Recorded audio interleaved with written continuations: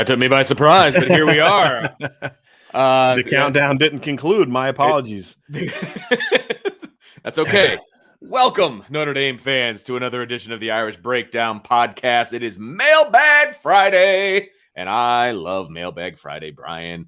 We are live. We are here. We are ready to answer your questions. We've already actually got a bunch of questions lining up in the queue, Brian, which is awesome. First of all, it means people might look as much forward to this as I do. I doubt that, though. And so we've got a bunch of stuff coming your way. I do want to put out there that tomorrow starts spring practice, Brian, and we are going to have our spring preview podcast out tomorrow morning to get you primed and ready for spring practice.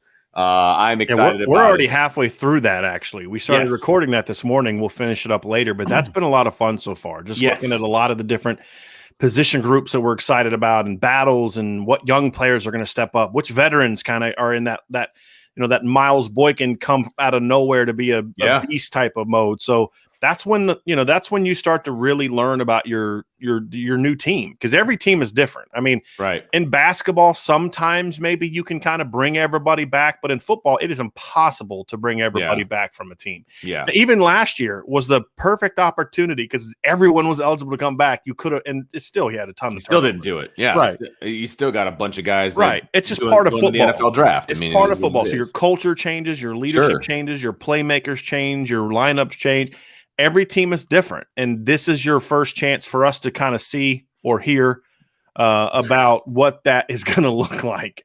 So that's a very exciting time for me. This is kind of one of my favorite times of the year when we look at covering the football team, because now what we're eventually going to see come to fruition by the end of December and January this is our first chance to kind of see what that's going to look like. Yep, absolutely. That as a coach, spring practice for me is so much fun because you're seeing those guys that might have toiled in the background, step up, take a leadership role, guys stepping into the starting lineup. There's opportunities for guys that aren't there in the fall.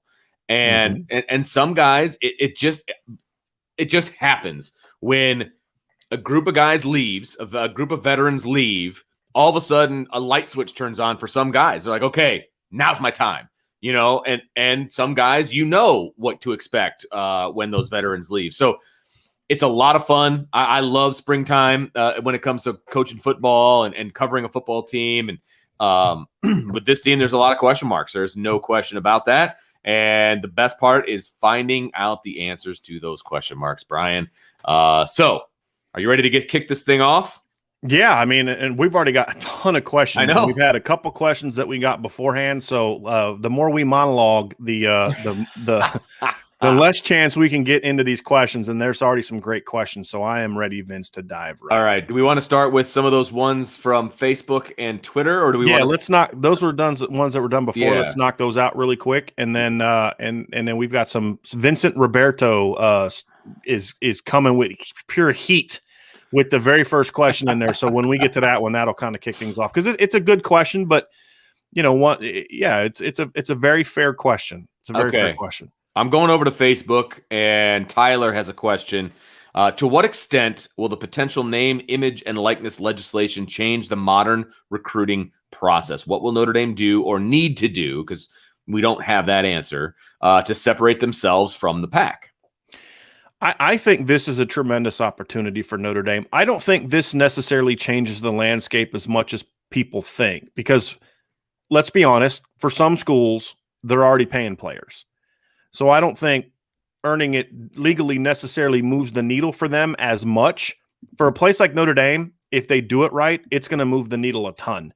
Yes. To say, look, there are genuine situations where players are taking money because they feel like, if I don't, my mom or my dad can't pay the mortgage, or the lights are going. I mean, that's a legitimate. Yes. And it's I've lived in all over the country, and those are realities everywhere. People like to focus on it being a case in the South. I'm like, hey, I'm from Ohio. Trust me, it's happening in Ohio too. It's happening in Pennsylvania where I've lived. It's happening in Virginia, Indiana. I mean, believe me, I see it every day. So I get it. Well, now all of a sudden, if you're a top recruit and your mom and dad are like, hey, yeah, we the help would be great, but we need you to go get that education to better yourself for the long term, that long-term financial commitment for you. But now you can do both. You can go to Notre Dame, and if you're a top prospect, you're going to have a chance to start making some money if Notre Dame does it right. Legitimate money, and to say, hey, look, here's some few $1,000s to now all of a sudden mom and dad can keep the lights on and all those types of things. Or if you are someone who, to me, like a Deion Colsey, who doesn't come from a hardship background, but a very intelligent family, and they're already thinking of ways to promote his name, image, and likeness. That's another opportunity where now you can make that money, but you can also go somewhere where you're going to get a phenomenal degree. And I don't know, a place where you can make money and go to a school that has the best business school in the country.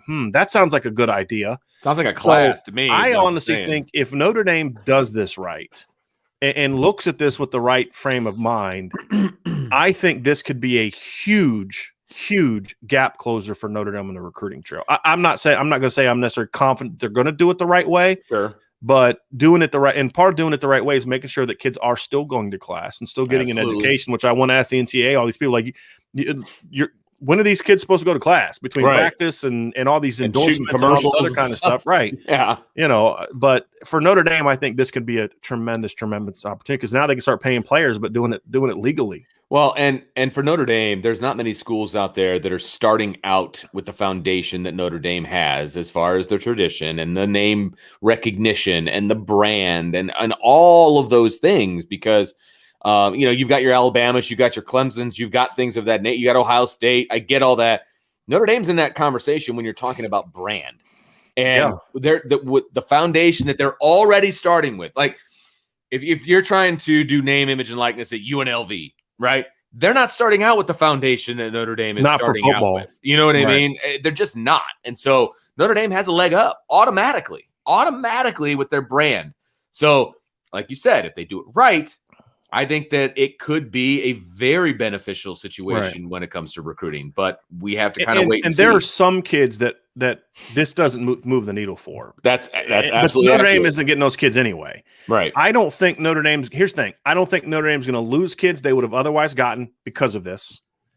And but I think that there are kids that are Notre Dame kids that for different reasons maybe don't view. And then there's other kids who aren't as necessarily interested in taking money, who are going to be more interested in Notre Dame because of exactly what you just said.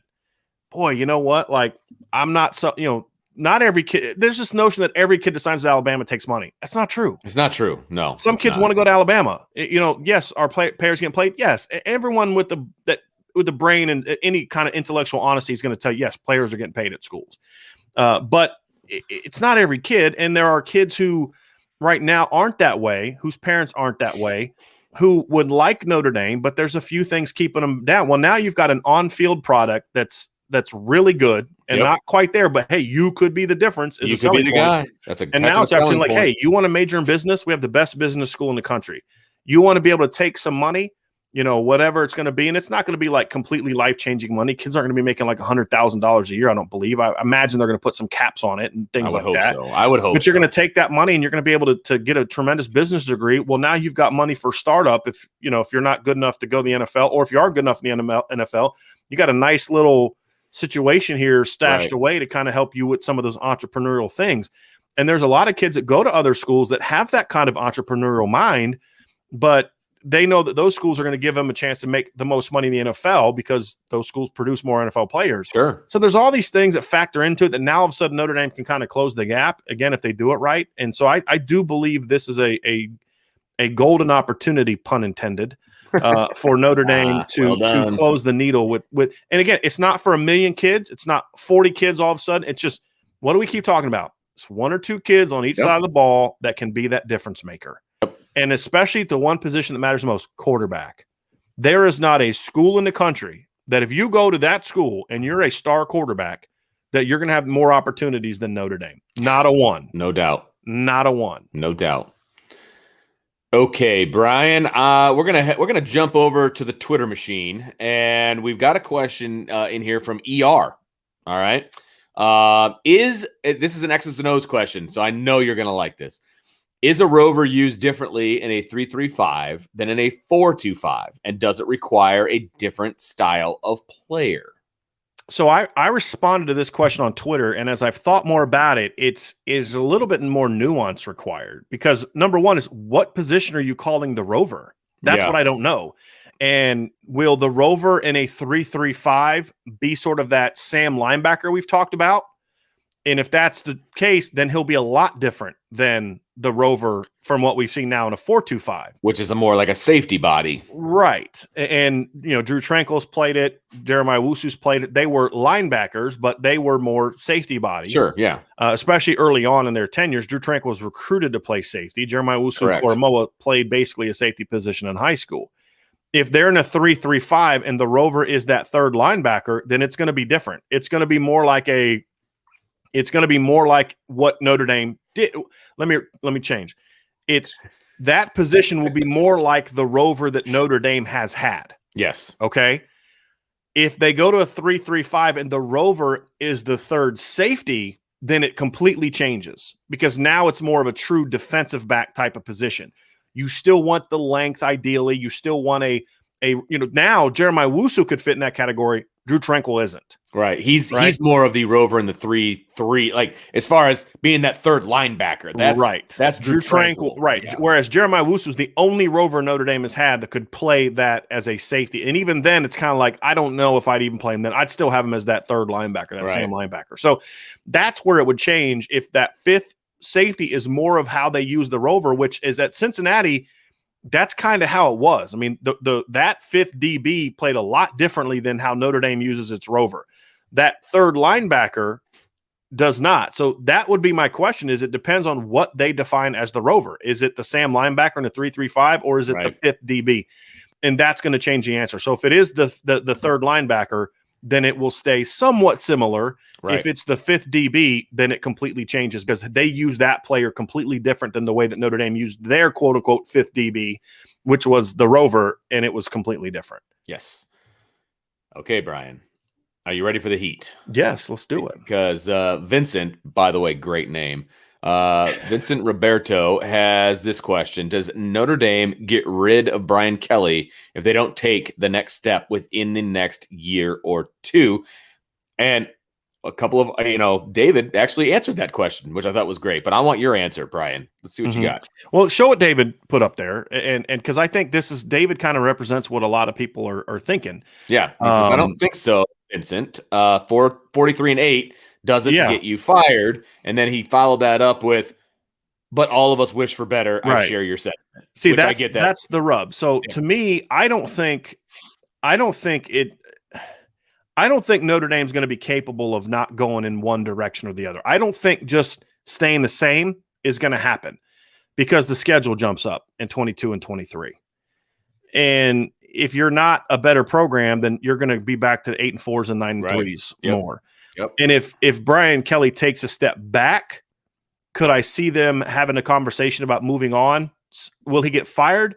That's a nuanced word. They have a mutual decision to, Brian Kelly decides he's going to retire. Right. Sure. Honest, and I think that's the same conversation with Mike Bray. It's right. Hey, we love what you've done for us. But they've taken a step back. And so to me, if Notre Dame is still going 10-2 every year, there is no appetite. Not necessarily. There's no appetite at Notre Dame to move on. Notre Dame's administration, in my opinion, would like to win a championship, but they're perfectly fine going 10-2 every year. Sure. Sadly, there's a big chunk of the fan base that is now content with that as well, because in their mind, and it's the worst argument I've ever heard. Well, do you want to go back to the days of Bob Davie and Ty? As if firing Brian Kelly means, yes, we want to fire Brian Kelly because we want to be like it was under Charlie. Right. Why does it have to be one or the other? Dumbest thing I've ever heard of. No, it's Brian Kelly has done a phenomenal job at Notre Dame. A phenomenal job. Yes. Go back and look at where the program was when he took over in 2009. End of the 2009, he was hired December, and where it is now, and it is light years away, facility-wise, recruiting-wise, talent-wise, NFL production-wise. Wins and losses now is at that point now. Yeah. But even then, with the exception of 2016, his down years were like 8-5, whereas down years in previous coaches were losing seasons. Yes. And so to me, the program has come a long way, but this is still Notre Dame. This is still a place where championship should be the goal. And I'm tired of people saying, well, academics is okay. So like every great player doesn't care about going to school. That's incredibly prejudiced and wrong. No kidding. No kidding. And because no one says that about linemen, right? Or tight ends, right? Okay. So what are we talking about here? So that's false. Facility wise, Notre Dame can more than hang with those people. Now people say, well, they don't have student only dorms. I don't care. Most Notre Dame students like the fact that it's that way. So those aren't if a kid says I didn't go to Notre Dame because they didn't have athlete only dorm, he wouldn't come to Notre Dame anyway. Right. And if he did come to Notre Dame, he wasn't going to make it. Right. Because he's just coming here for just football. And there's plenty of kids out there that I'd like to have an athlete dorm, but I don't care because I'm here for other reasons. So the thing that the camp that I fall in is I'm not talking about firing Brian Kelly. I've never talked about fire. I didn't talk about firing Brian Kelly after 4-8. That's not what I do. My whole objective and what I do of my criticism is to say, yeah, coach, you've done a great job, but this is Notre Dame, and it's now about taking the next step and not being content going 10-2. Not use the fact that Brian Kelly after when he talks about the 2018 season says, well, we didn't lose to Clemson as much as Alabama did. What? Hey, right. I'll trade. If I'm Alabama, I will trade places with Alabama in a heartbeat. You take the worst loss and give me the 6 national titles. Yes, because you come on. And could you imagine Urban Meyer or Nick Saban or Dabo Swinney ever making that argument? Never going to happen. That's the frustrating thing is, hey, coach, it's okay to say, you know what? We didn't get it done. Right after the game, that's fine. You want to, make sure your players are feeling good, but then come out and stop being so defensive and say, hey, look, 10-2 isn't good enough. I came here to win championships, and we've got to make changes to do that. I'm hoping that he does that because there is another level. And if he's not willing to make the changes and he just keeps doing what he's doing and they just kind of stay stagnant, okay, so then are you willing to just say, well, fine, we just give up the fact that Notre Dame can never compete for championships? I think there's a lot of people that would say that, which is why I don't think Brian Kelly's job is in jeopardy if he just maintains what he's doing, which is 10-2 every year. And also, look, if you did fire Brian Kelly, good luck trying to hire a coach. It's like, wait a minute, right. I'm gonna go to a school that's gonna fire me because I go 10-2 every year. Right. It wouldn't be that kind of thing. It may be like hey, you know what, coach? Like, hey, we'll give you a lot of money and you walk away and go work into TV and all that kind of stuff. But I don't see that happening. And I'm hoping that we don't have to have this conversation. I'm hopeful that Coach Kelly's going to make the changes needed because I do think he's someone capable of taking Notre Dame to that next level. I thought it when they hired him in 2009, and I believe that now. Is he willing to do the things that it's necessary to do that? Yes. But does he have the talent, the intellect, all the different things the head coach needs to win a national championship? I believe he does, which is why I'm so critical of him. If I didn't believe he did, then I wouldn't criticize him because, hey, look, he's doing the best he can with what he's got. Yeah, not with what he's got, because it's not the institution, with who he is. Sure, unless that's what you meant by what he's got. Right. And that's why I'm critical of him, because I don't think he's maximizing his potential as a head coach, which in turn maximizes the potential of the program. So I don't think he'd get fired unless he takes a step back. I don't think it's just not taking another step would be the reason that got him would have them part ways. He'd have to take a step back. We'd have to go back to the 8-5s, that kind of thing. And I think it would have to be consecutive years too. It's not going to be a 1 year blip. It'd have to be like 9-4 this year because they go 9-3 and lose a bowl game, and then 8-5 the next year. Then it's like, hey, coach, like, look, you've taken us as far as you can take us. Let's make a change. But I hope that we don't have to have that conversation, because I truly believe that Brian Kelly has this program on the cusp of that next step. And if he can just make those final tweaks, then I think we can have it. And somebody sent me a tweet, Vince, today that I absolutely want to play real quick that just backs up what I've been saying. And this is what I hope ultimately Brian Kelly comes with this year. So I'm going to play this little thing for you. This is Nick Saban. Paul Agresta sent me this on a private message on Twitter. So I want to share this with you. So there's going to be some sound here. So this is Nick Saban. Okay. Grew up with the idea. Can everybody hear that? Play good defense. You run the ball. I grew up with the idea that you play good defense, you run the ball, you control vertical field position on special teams, and you're going to win. Whoever rushes the ball the most for the most yards is going to win the game. you're not going to win anything now doing that. I grew up with the idea. So that's Nick Saban saying that, right? That's adapting to the game, right? It's and he's done it. The proof is in the pudding. Look at the offense that he ran in 9 and 11 and 12. It was ball control, power, great defense, holding teams to 10 points a game. Beat and the now crap out of you in the trenches. Now it's we're scoring. We got to score because he's seen it. Because they saw it when they lost to Ole Miss 2 years in a row. They saw it with Johnny Manziel. They saw it with the emergence of Clemson. They've seen it with LSU. You got to score. And so the best coach of our generation is saying, I had to change what I believe in because I knew that's what it took us to get us to the next level. The thing about Brian Kelly is he doesn't have to change what he believes in. He has to go back to what he used to believe. That's the exciting thing for me to say. Yeah. If Brian Kelly goes back to the guy that I saw that got hired at Notre Dame, that's the final step. Yep. So it's not about him becoming something he's not. It's go back to what got you here. And if you do that, then I'm excited for what this program could be the next couple of years. All right, Brian, we got a ton of questions, and the queue is getting full, brother. So Dylan has a question about recruiting. Once a player commits, what all goes into keeping their commitment? Do you feel good about the staff being able to retain these early commits?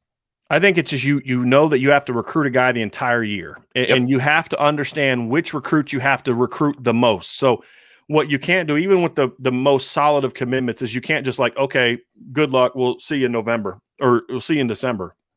You have to stay engaged. You have to keep that relationship going with other guys that are getting recruited by Ohio State. We got our verbal commitment. What the expression, the old saying is, well, all that means is now everybody knows who's the leader. Who's the leader in the clubhouse? Right? Yes, exactly right. And so that guy, you don't stop recruiting until you get his signature. And there's different levels. So you have to know that as a staff. You have to understand that. You have to make sure you're committing the right resources to keeping that true. You have to make sure that other commits are staying engaged with that kind of kid and always want to be ahead of, know what's coming. I think in the past, what would get Notre Dame in trouble when they'd lose commitments is they would kind of get a guy and just kind of leave him alone. That's what hurt him with Deion Colsey last year. That's just the truth. That's what he was telling people behind the scenes was, look, I got all these SEC schools calling me and, I don't hear from, my position coach in forever. And unfortunately, Tommy Rees was able to get involved and get him back into class. But you can't have those kind of mistakes. And they used to make those kind of mistakes a lot. Remember the Ronald Darby situation? Similar situation. It was just like we didn't stay involved with them enough. They've done a much better job of that in recent seasons. Really, since the post-2016 makeover, they've done a really good job of continuing to recruit kids throughout the process. Mm-hmm. And that's why they haven't lost that many kids. And the kids that they did lose, you're kind of like, I don't think that, we aren't surprised by them very often. And then last year they lost 2 commits and they got them both back, which, it just says a lot about just that relationship that they build. And if the relationship isn't initially strong enough, then you can't repair that bridge or whatever the case may be. But with Deion Colsey and with Philip Riley, they were able to get them both back into class because the foundation was so strong. The relationships were so strong. They were able to get it done. So that to me is really what goes into keeping a kid committed. I'm confident they're going to keep all the kids in this class that they want to keep in this class. That they want to keep. I'm just going to leave it at that. Okay. All right. Fair enough. That was an interesting little twist there. All right. I watch a lot of movies. You left me a cliffhanger. Okay. Joseph has a recruiting question for you, Brian. Does ND have a shot with Darius Clemens? Not until they get him on campus. Okay. Do they have a shot in that they made us, what it was, a top 10 or whatever it was recently? He released a top 8 or 10 or something like that. Notre Dame was in it. That's great. They're in the conversation. The reason I don't talk about him a whole lot, Joseph, like I did a Dream Class article yesterday, and I didn't mention him because I don't view him as a realistic option yet. Okay. If they get him on campus, yes, big deal. But this is a kid that's out in Oregon and played his junior year in Utah because they didn't have football in Oregon, which I love that, by the way. He didn't just take the year off. He said, fine, I'm going to go move to Utah and play in Utah. I love that. That tells me that kid's a competitor. I love it. Well, there was a lot of that in Indiana. Yes. Let me tell you. A lot of Illinois people and a lot of Kentucky people. And so I love that about Darius Clemens. So I like Darius Clemens a lot as a player. It's just until he gets on campus, I'm not viewing that as and that's not true of every kid. This is true of him. Until they get him on campus for an official or an unofficial visit, I don't feel like there's much of a shot there. But if that changes and they get him on campus, then Joseph, come back and talk to me, and I'll feel a lot better about that because he can flat out play. He is a good football player. All right, DeBeezy has a question about spring practice. With it being close to the media, what are you most looking forward to hearing from your sources? And we have a couple. DBeezy, man, come on. Well, I kind of put it together. DeBeezy there. It's DBeezy. Come on now. Yeah, I teach in South Bend. All right. Okay. There's a couple other kind of similar questions. Let's see here. There was one. Where was it? I can't even find it now. But there was other ones about what do we want to see, what do we want to hear, from the sources, since we can't obviously attend spring practice. So I'll let you go first, because a lot of this information is going to be in our spring preview podcast that is going to go out tomorrow. But we can kind of give a little synopsis here. I think for me, it's Jack Coan. I want to hear how he's doing, how well he's performing. I want to hear how the offensive line battle is shaping up. I want to hear about how the freshmen and defense in the secondary are performing. And we'll have a podcast out tomorrow where we talk about all this stuff. Yep. So I'm not going to get too much into that now. But the big thing for me, the biggest takeaway from all of it is, if we don't see the philosophical changes on offense, none of that other stuff is ultimately going to matter. That's fair. Notre Dame has the talent. They're going to go 10-2 at worst next year.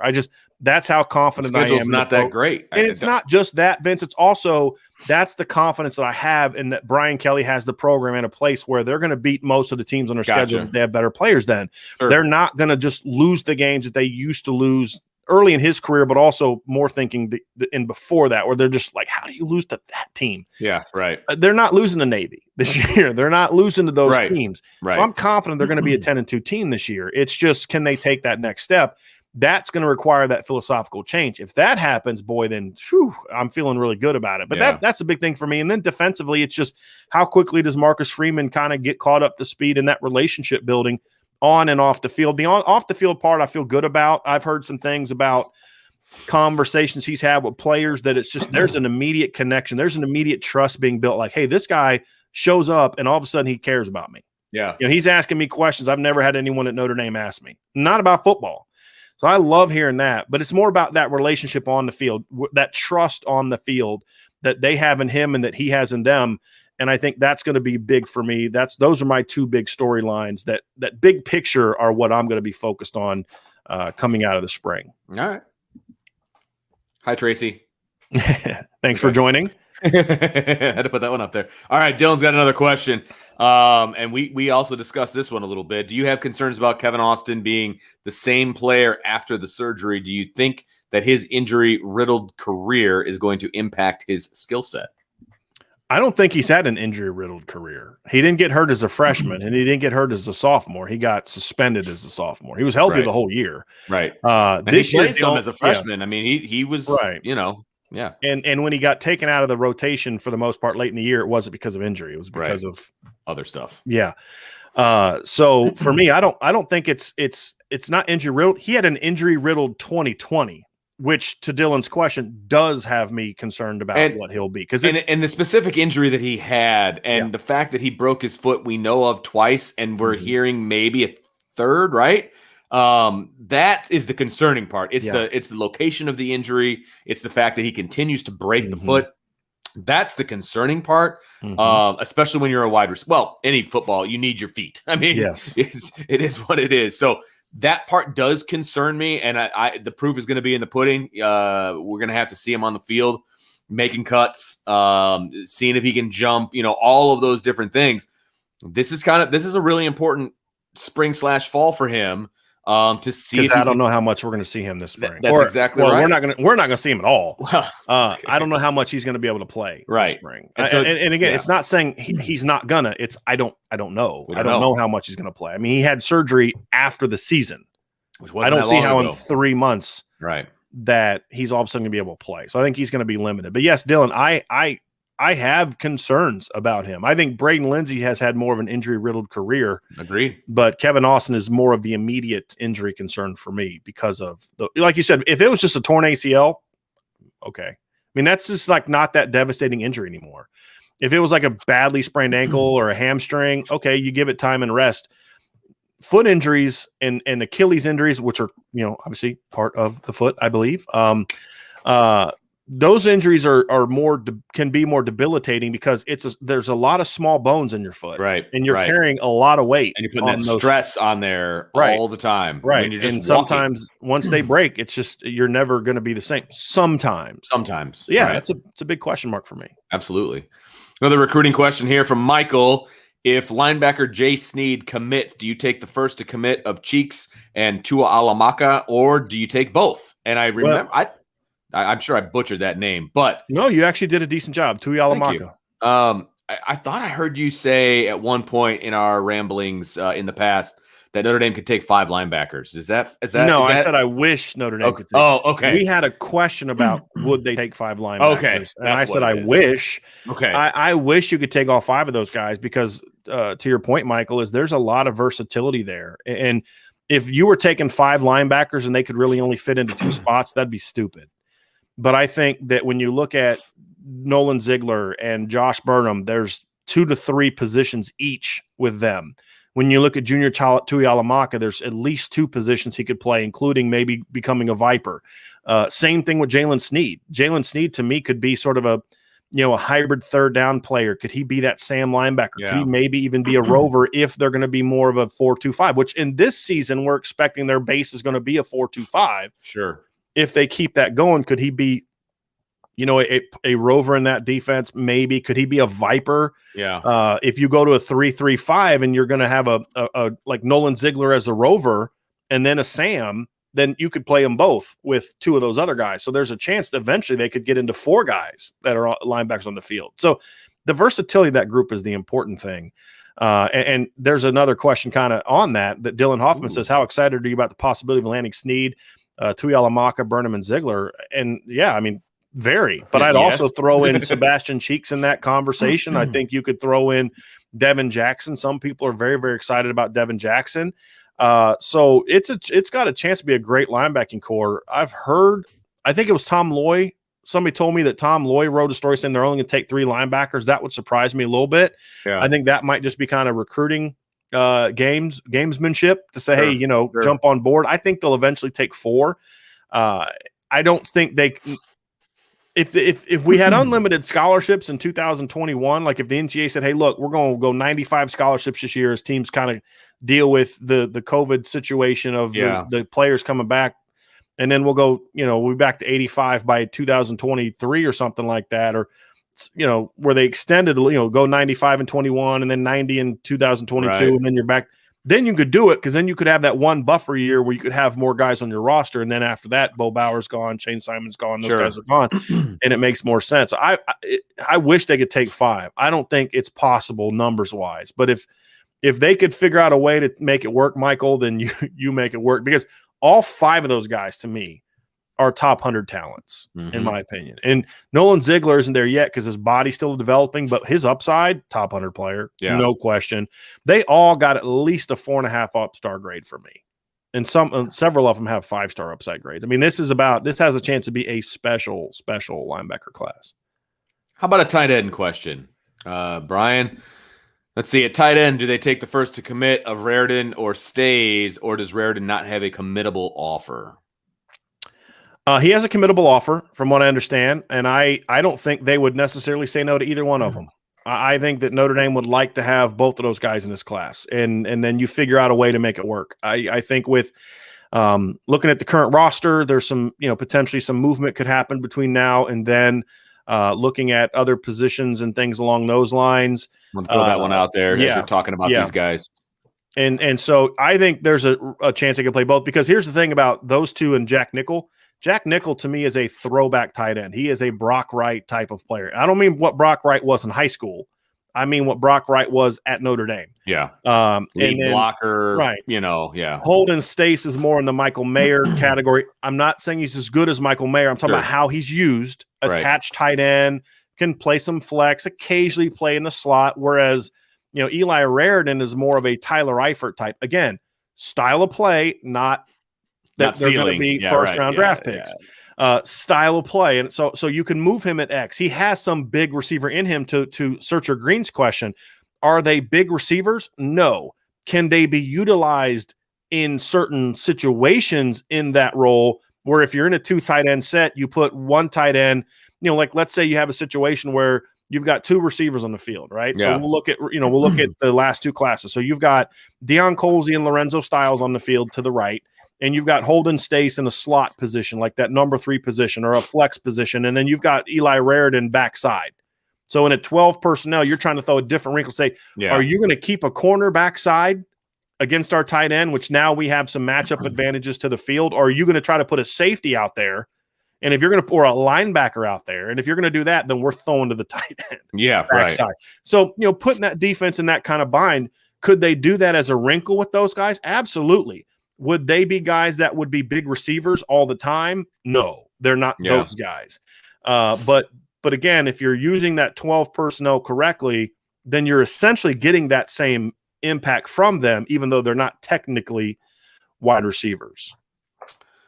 We've got a philosophical / XO question for the offensive line. Joseph wants to know, for offensive linemen with similar heights and weights, what makes one a tackle and the other a guard?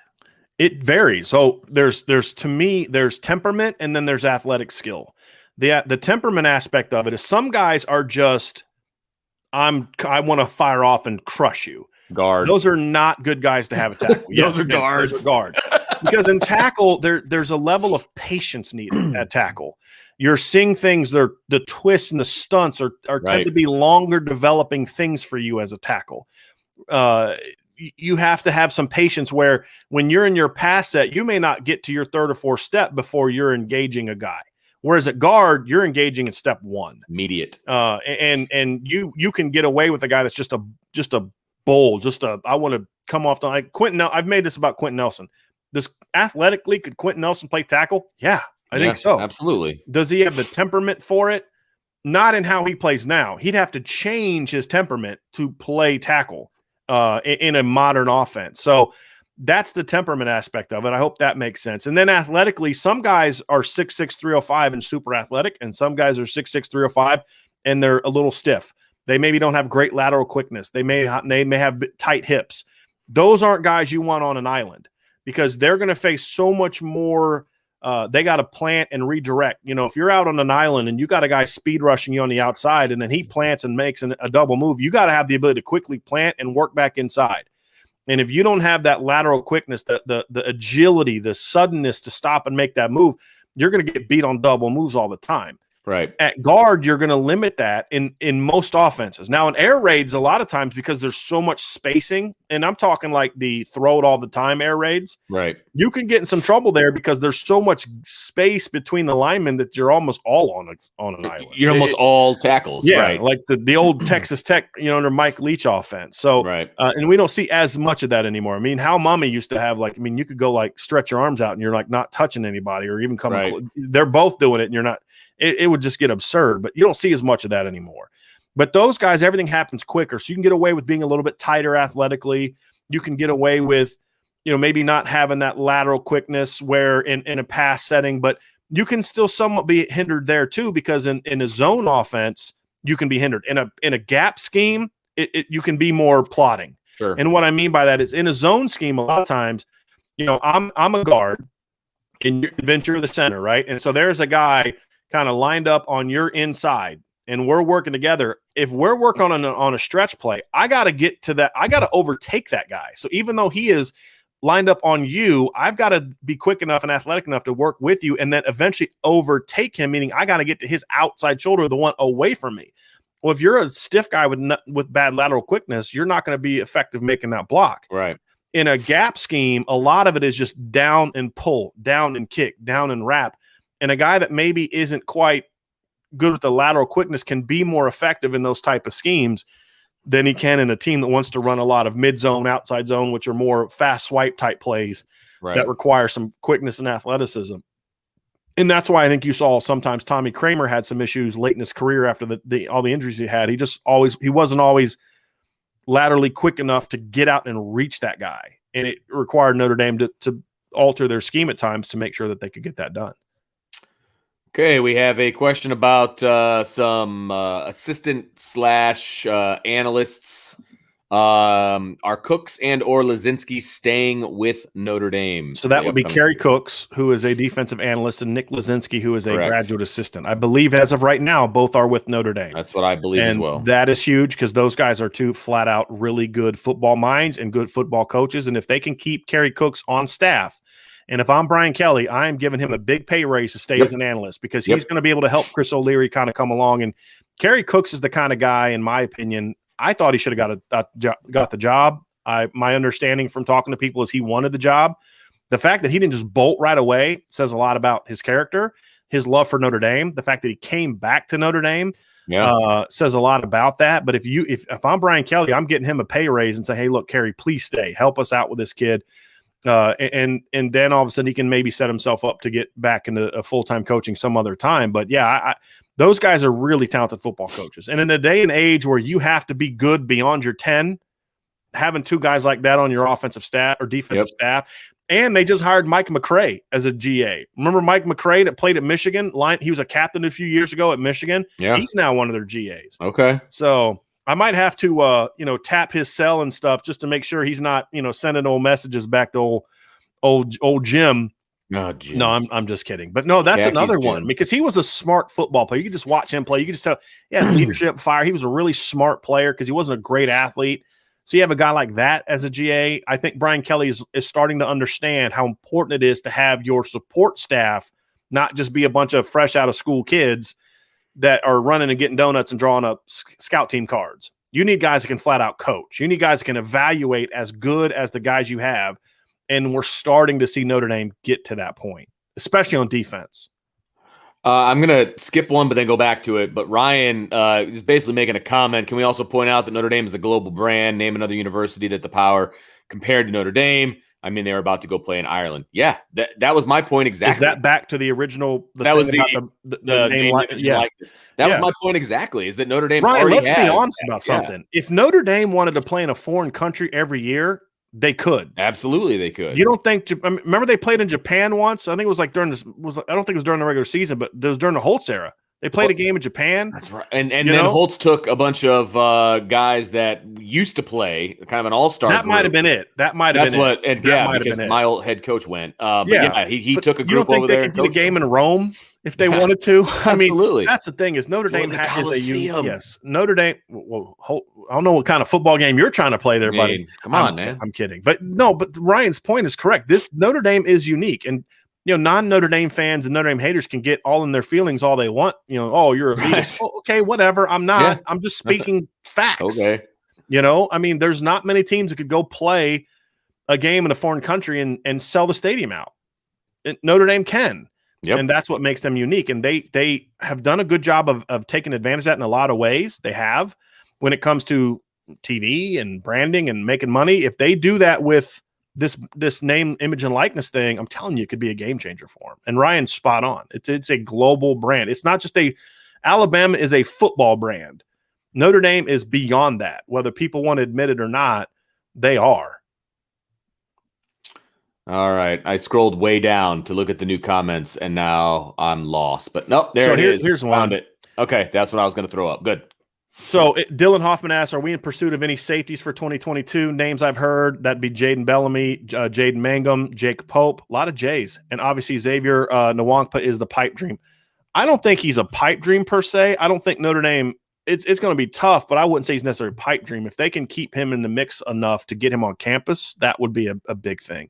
I think they have shown attention to Sherrod Colville. I just don't think it's being reported a whole lot.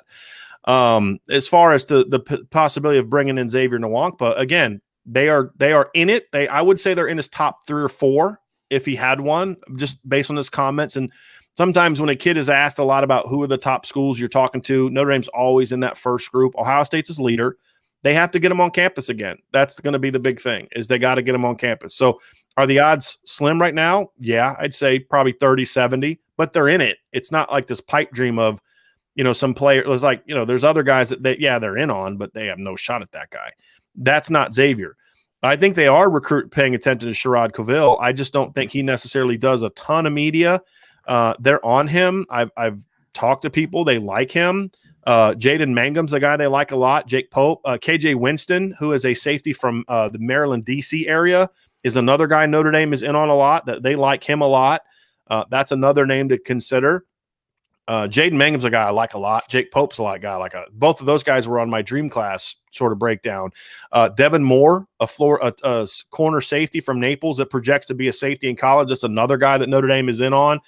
They made his group of, I think, 5. He released like a 5 or 6, top 5 or 6. Notre Dame was in that. So there's a good number of safeties they're in on. I just don't think some of these guys are really super highly ranked. So maybe they're not getting the love, but yeah. They're good football players. Jaden Mangum may not be ranked high. Jake Pope may not be ranked high, but those guys are darn good football players. Same with Sherrod Koval. I mean, and of course he's from Virginia. So I mean, shock. That's another thing that you have to consider. That's another plus for him.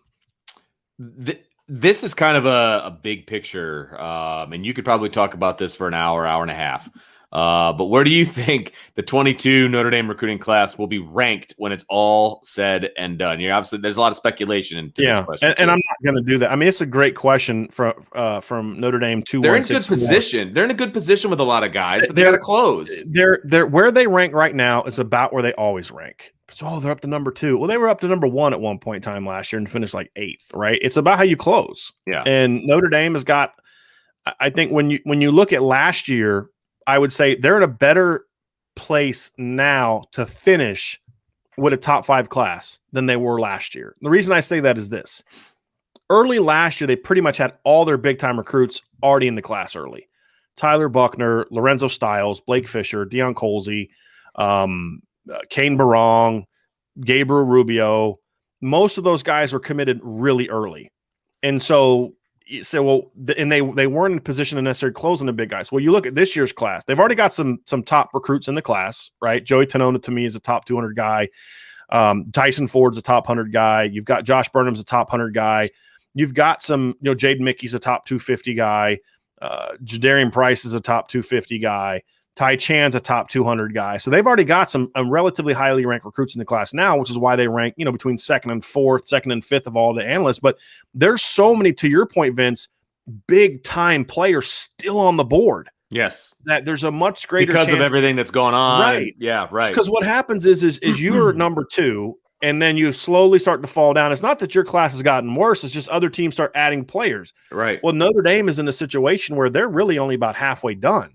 Sure. And how the quality of what they do moving forward. So if they get junior 2 of, junior Tuihalamaka, Jalen Sneed, and Sebastian Cheeks, they're all 3 top 100 recruits. Just Sebastian Cheeks is like slightly outside, but to me, he's a top 100 recruit.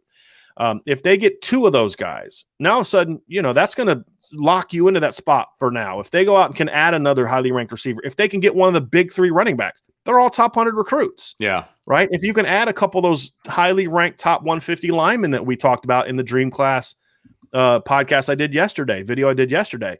So that's going to be the key to them staying in that top 5 category. Whereas in the past, they would load up, their best players are already committed. Yeah. They're going after so many more highly ranked guys than they have in the past that I feel a whole lot better about their ability to close, because the margin is so much wider now.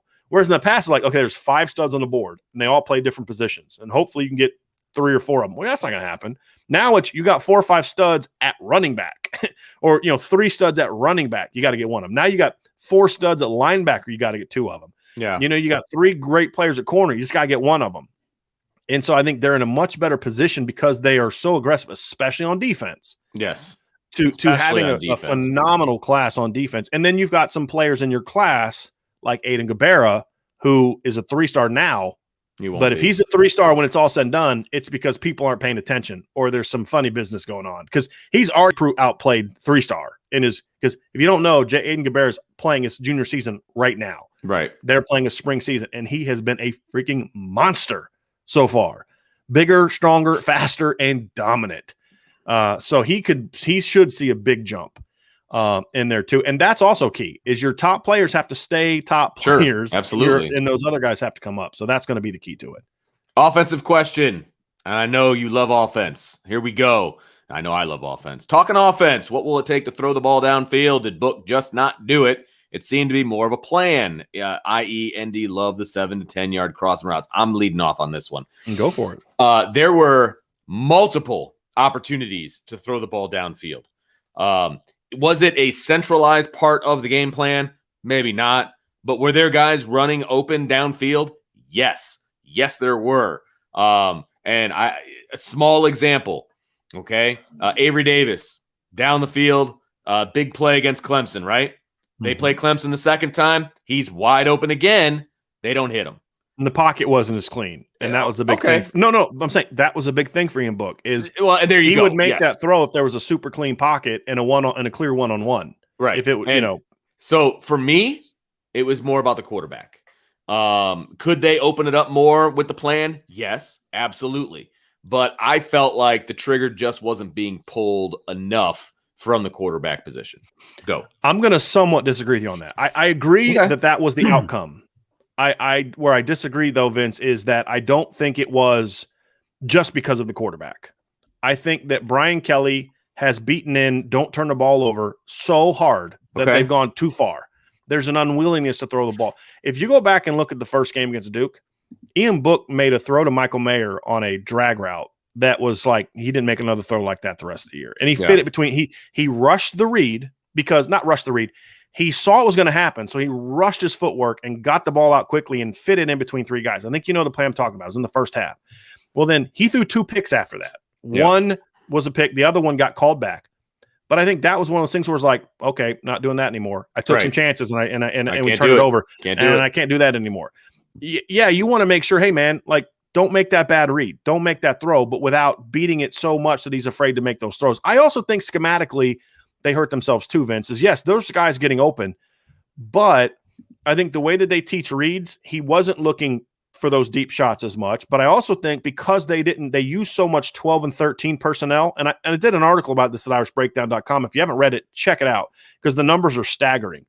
They release their backs into routes so infrequently and their second and third tight ends into routes so infrequently that it then makes it easier to have more guys deep to take away some of those throws. And when those guys are coming open, they're coming open later because of the fact that teams can be a little deeper. That I think by then Ian Book had already moved on from that deep. He wasn't even looking at it anymore. Yeah, right. And so I think there are things schematically that they don't scheme enough for those big plays. That would be my thing. Is yes, guys are open, but I don't think they scheme enough to create those openings. And let me piggyback off of that as well, because when you're talking about scheming for an opening, there's times where that's your read.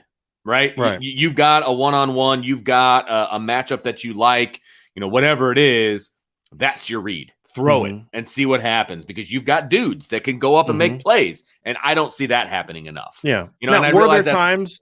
Sorry, go ahead, Vince. I realize that's simplified football. And that's not always going to work, but there are times where it does work. Yeah. Like, dude, you're faster than the guy standing here. You need to just go, and Ian, that's where you're throwing it. And that's what prep work is for, right? Like, so we know in second and 2, if we line up like this, we feel pretty good about our chance of getting this one-on-one. Right. So in that situation, you call that play. That's what coaching is. I mean, I remember watching the NFL Network does, or the NFL Films does these great things, and they were going back and they were talking about the Broncos Falcons Super Bowl. Right. Okay. And Eugene Robinson was doing something. And they do this thing where like Elway, Gary Kubiak, and Mike Shanahan are like scheming this one play because they know in this look, when they run this route combination, Eugene Robinson is going to do this and they're going to bang a post route behind it. There was no read. Elway was doing a bootleg and he was throwing a bomb to Rod Smith. That was it. And they knew what they were going to get because of pregame preparation. But then also, hey, look, he's being super aggressive right now in this game. He's trying to pick because remember, he picked Elway off the year before in the Super Bowl because he played for the Packers. He picked Elway off in the end zone, and he was a very aggressive safety. And they're like, let's take advantage of this. And so they, this whole time with the defense on the field, they're scheming and planning and drawing up this play. How do you get it? And then 80-yard touchdown in ball game. And those are the things that have to happen too. I mean, you have to scheme your way into it. And if you have a feel like, hey, we think we know how we can get this safety manipulated this way. Clemson did that against Notre Dame in the ACC title game. They had Kyle Hamilton as the free safety. And they were getting Sean Crawford playing the slot. So Clemson came out in a series and they said, Trevor, he looked off Kyle Hamilton to the right hard. Yeah. And as soon as Kyle Hamilton turned his hips, he came right back to the post route to Amari Rodgers. There's no way he comes back to the backside post route that quickly if they didn't already say, hey, look, we are going to take this shot. And if we get Hamilton off the hash, you're coming right back to it. They knew they could get Notre Dame into that. Yes. And they were going to try to manipulate that. So, and if Hamilton stays back, then you've got a crossing route that you dump it off to. So you always have your outlet. And I don't think Notre Dame does enough stuff like that. Right. Where they're scheming their way into – because they did it more under Chip Long, and I hope that they do it more under Tommy Rees. I think this is a Brian Kelly thing. He wanted this offense to be ground and pound, ball control. We're going to win with defense. We're going to run the ball. And not take he any is chances. Perfectly fine beating Louisville 12-7. Whereas he was. Absolutely. Nick Saban and Dabo Swinney are going to be like, good Lord, if we play like this against somebody that has a pulse, we're going to be in trouble. Right. You're right. Because what did you do? That's exactly how you played on offense against Clemson in the ACC title game, and that's exactly how you played on offense against Alabama, and you lost because your defense is not going to hold those offenses to 7 points. Yeah, exactly. Yep. Okay, Dylan has a very long question, so it's a two-parter, so hold your water until we get to the second part, Brian. Mm-hmm. All right. Tom Loy wrote an article about Notre Dame still being in play for Danny Dennis Sutton. Is that worth getting excited about, or how steep of an uphill battle is that? Here's the follow-up. Is 3 defensive ends the number, or you think they'd take 4? Ford, Gobaira, Wesolak, Tafiti, Sutton. I suppose Ford Sutton could have the size to eventually move inside. Go. Okay, so no, I don't think that that's one worth getting excited about. I think that's Tom Loy from Irish Illustrated.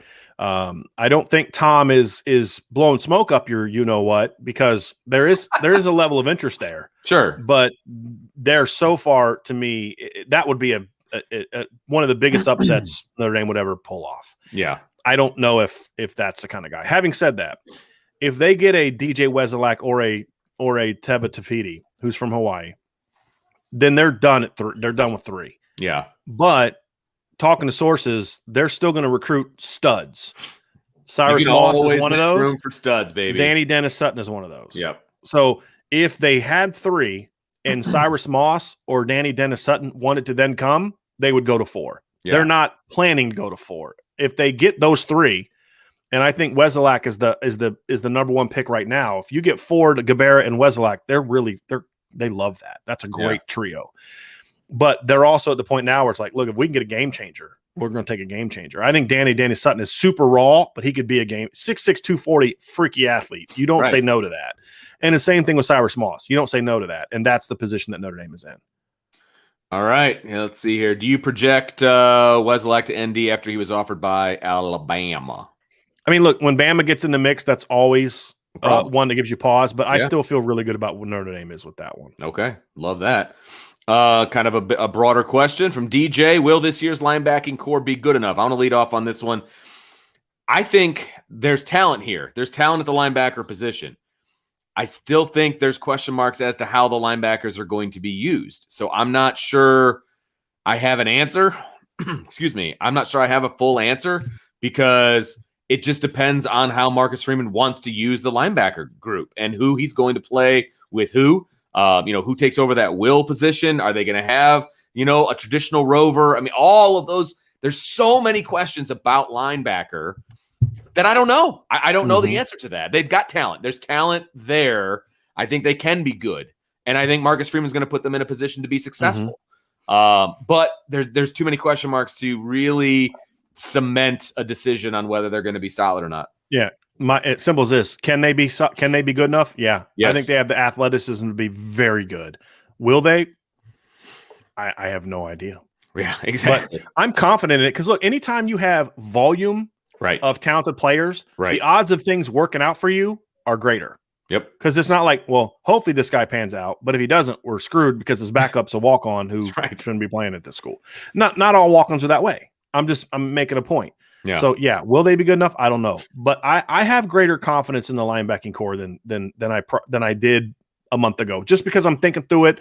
Shane Simons struggles. Is that his middle name now? Shane Simons. Shane Simons struggles last year, I think, are going to benefit him because he got so much opportunity. Absolutely. But if he doesn't step up, Marist is going to benefit from all the playing. They had some guys like that had never really played before, not real minutes, just special teams.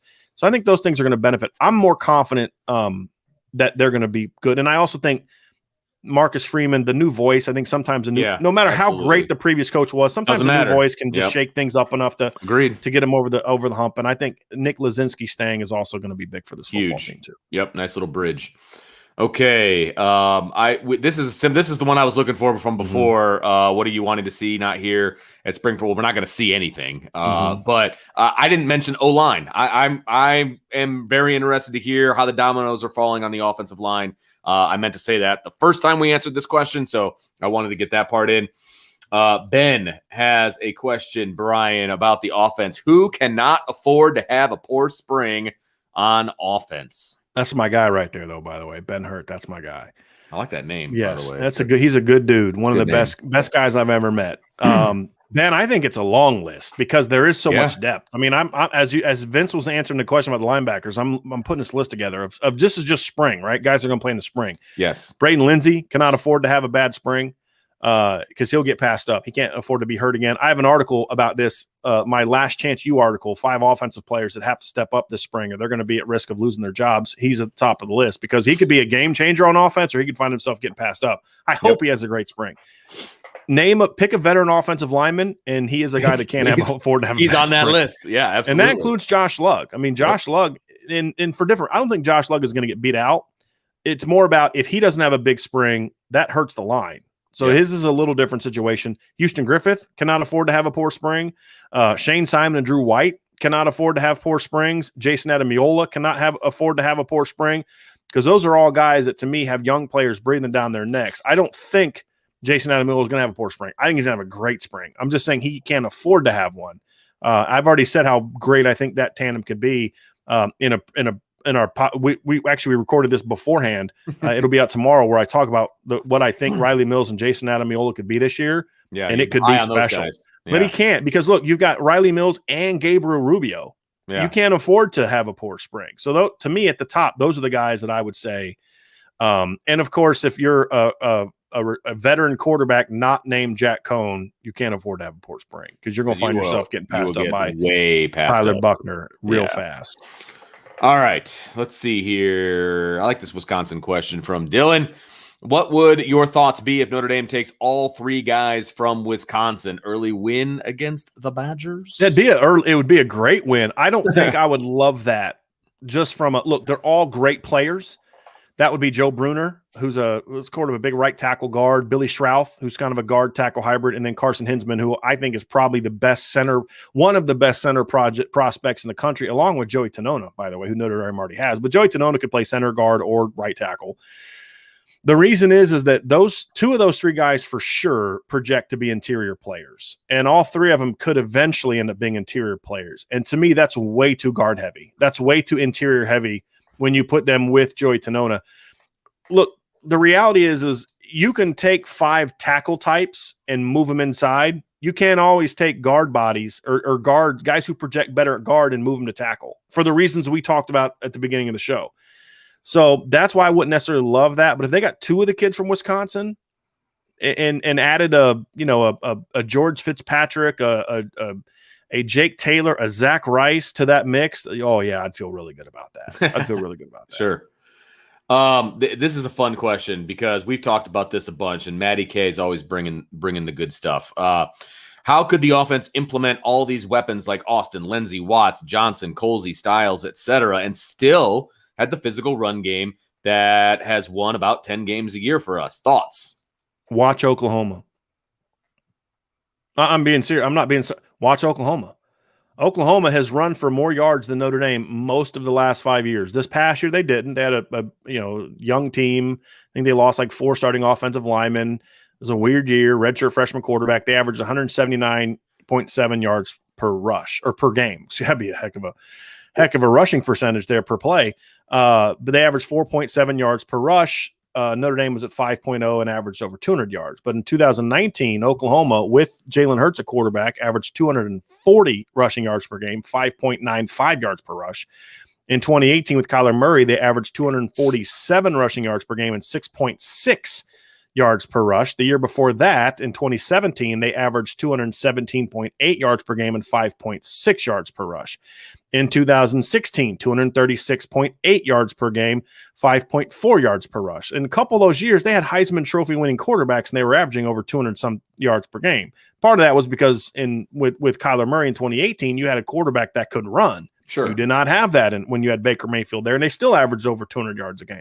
So that was the difference between like 217 and 240 was you had a quarterback that could run. So to me, it's about the tempo. It's about more plays. You run more plays. You run 5-10 more plays a game, and you stretch that over the course of a season. You're having over 100 more plays onto the end of your season.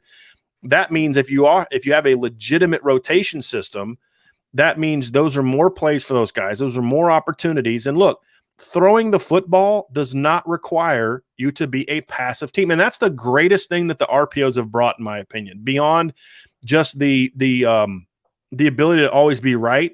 Yeah. It's that you can literally call a pass play where your linemen are firing off the ball. If you're a team like Texas Tech used to be, like Washington State is now, it can be very hard to be a physical running team and throw the ball 50 times a game because there's so much pass setting. And pass setting, in its very nature in those offenses, is a passive thing to do. That's correct. It is a catch back, literally. Right. And it's not way Notre Dame did on here stand, they were physical pass blockers, but there's still a pass setting. And then the next player, you're going to come out and you're just going to have to fire off. It can be challenging. Sure. In RPOs, you may throw the ball 40 times a game, but 15 of those throws were the offensive linemen were run blocking. Right. So you can still be physical. You can still be aggressive. You can still get after it.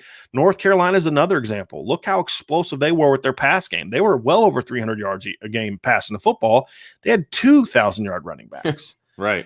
And they both averaged over 7 yards a carry. So I think to your point, Maddie, is I think that's why Notre Dame would be so good with an RPO offense. Because if you are getting the ball outside to Austin, Lindsey, Watts, Johnson, Colsey, Styles, Mayer, Barong, all those guys, and you're still physical with your 5 to 6 man run game inside, how do you defend that? Yeah. As good as Notre Dame is on the offensive line, if you're because what the RPOs do is it forces you to spread the field. If you're doing more, 3 receivers or moving your tight ends out of the box, it forces teams to spread the field, and now all of a sudden you have even more room to run. So Kyron Williams is still going to get his 1,200 yards, but he's going to do it on 25, 30 less carries. That's great. And that makes you a better offense. So that's how I hope I answered your question. But to me, that's how you do that. Connor has a very, very broad question, and we will be covering this topic all through the summer. Mm-hmm. But he wants to know have you heard anything recently about how Notre Dame's 21 opponents are shaping up? It's so early. It's really early. We don't know how. It's like I may say, hey, look, if you'd asked me a week ago if Notre Dame was playing Georgia, boy, I tell you what, that JT Daniels, George Pickens combination is going to be lethal. Well, then he tears his ACL the other day. Yeah. So it's just we have to get through spring, Connor. I think I just early on, I think it's going to be a good schedule, but not a brutal schedule. Wisconsin has a ton of questions. Their offense was abysmal last year. Yeah. USC lost a ton of players. North Carolina didn't lose a ton of players, but the few guys they lost were really good. Yeah. So it's just so early. You don't know who's going to step up. Look, every team in the country right now is asking the same questions about their team that we're asking about in Notre Dame. It's just the positions are going to be different. Yep. So it's early, but we will have a lot this summer where we'll be breaking down the opponents. And there's a lot of mutual admiration society between Dylan Bennett and Dylan Hoffman. They love each other, and that's awesome. My son's name is Dylan, so I can't be upset about that. I talked to someone the other day whose name is not only Brian, but Brian with a Y. He's like my new best friend. There's so few of us. We have to stick together. You do have to stick together. Searcher, another broad question. What coach is out there that people think would do better at Notre Dame? It's a small list, I would imagine. Yeah. I mean, look. Anyone that says, hey, get rid of Brian Kelly, you need to have – you better have something in your back pocket. Yeah. I think there's obviously Urban Meyer and, guys like that. But he's busy. Yeah. Steve Spurrier went to the NFL too. How long did that last? We'll see how it goes for Urban. It's a little different coaching in NFL than it is in college. It is. But I'll be keeping my eye out for sure. Yeah. So I'm hesitant to kind of get into my list because then it seems like I'm being critical of Brian Kelly, but I think Jeff Brom would be a great fit at Notre Dame. I think he'd do a great job at Notre Dame. Offensive genius and also a strong recruiter. you know, I mean, there's guys like, you know, Ryan Day, but he's not leaving Ohio State. You know, I mean, to me, this is an interesting time because over the next couple of years, we're going to see guys emerge. If you'd have asked who the coach was that was going to replace Charlie Weiss in 2007, no one would have been talking about Brian Kelly. Sure. But then in 2008, 2009, he then kind of took that next step and became a beast. So there's some coaches I have on my radar. Jeff Brom's one, Matt Campbell's one. Oh, you're getting into it. You know, guys like Marcus. But I think another thing is I want to see what Marcus Freeman does as the defensive coordinator the next couple seasons. Yeah. I really do. Yeah. So if Brian Kelly were to leave, and that's what it would be about him deciding it's time, because you just never know when that light goes. I mean, I don't think Bob Stoops went into his final season thinking this is my final season, but the competitors like, hey, you know what? I just don't have the juices anymore, man. I don't have that same excitement to go out and do this and do that, and I know it's time to walk away. And you know, if Brian Kelly hits that point and he walks away, there's going to be plenty of good options. But some of those guys like Jeff Brom need to have good years this year, because as good of a coach as I think he is, you can't go 4-8 and get hired in Notre Dame. You know, I mean, that's just the reality of it. And that's kind of where we're at with this. Michael Johnson would like to know, I wonder if he's the sprinter. That would be cool. How can we get 4 to 5 5-star kids that are in the top 50? Well, number one, Michael, I don't obsess about that too much, because I think those top 50 kids, a lot of times, those are just guys that happen to be more ready. They're more physically advanced and they're more ready. How do they get more guys like that?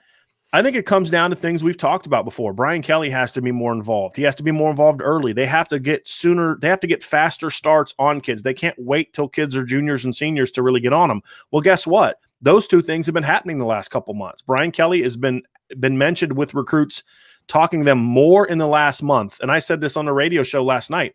I've heard Brian Kelly's name mentioned with recruits, talking to him directly, which is huge in not just 2022, but 2023 kids. Yeah. We had a little notebook yesterday at irishbreakdown.com where Keon Keeley, who is a 2023 defensive end, talked about how he's already talked to Coach Kelly. Yeah. That's big time. That hasn't happened in the past. No. Put that out there. Maybe a kid here, a kid there, but we're hearing it constantly. That's a great sign. That's needed.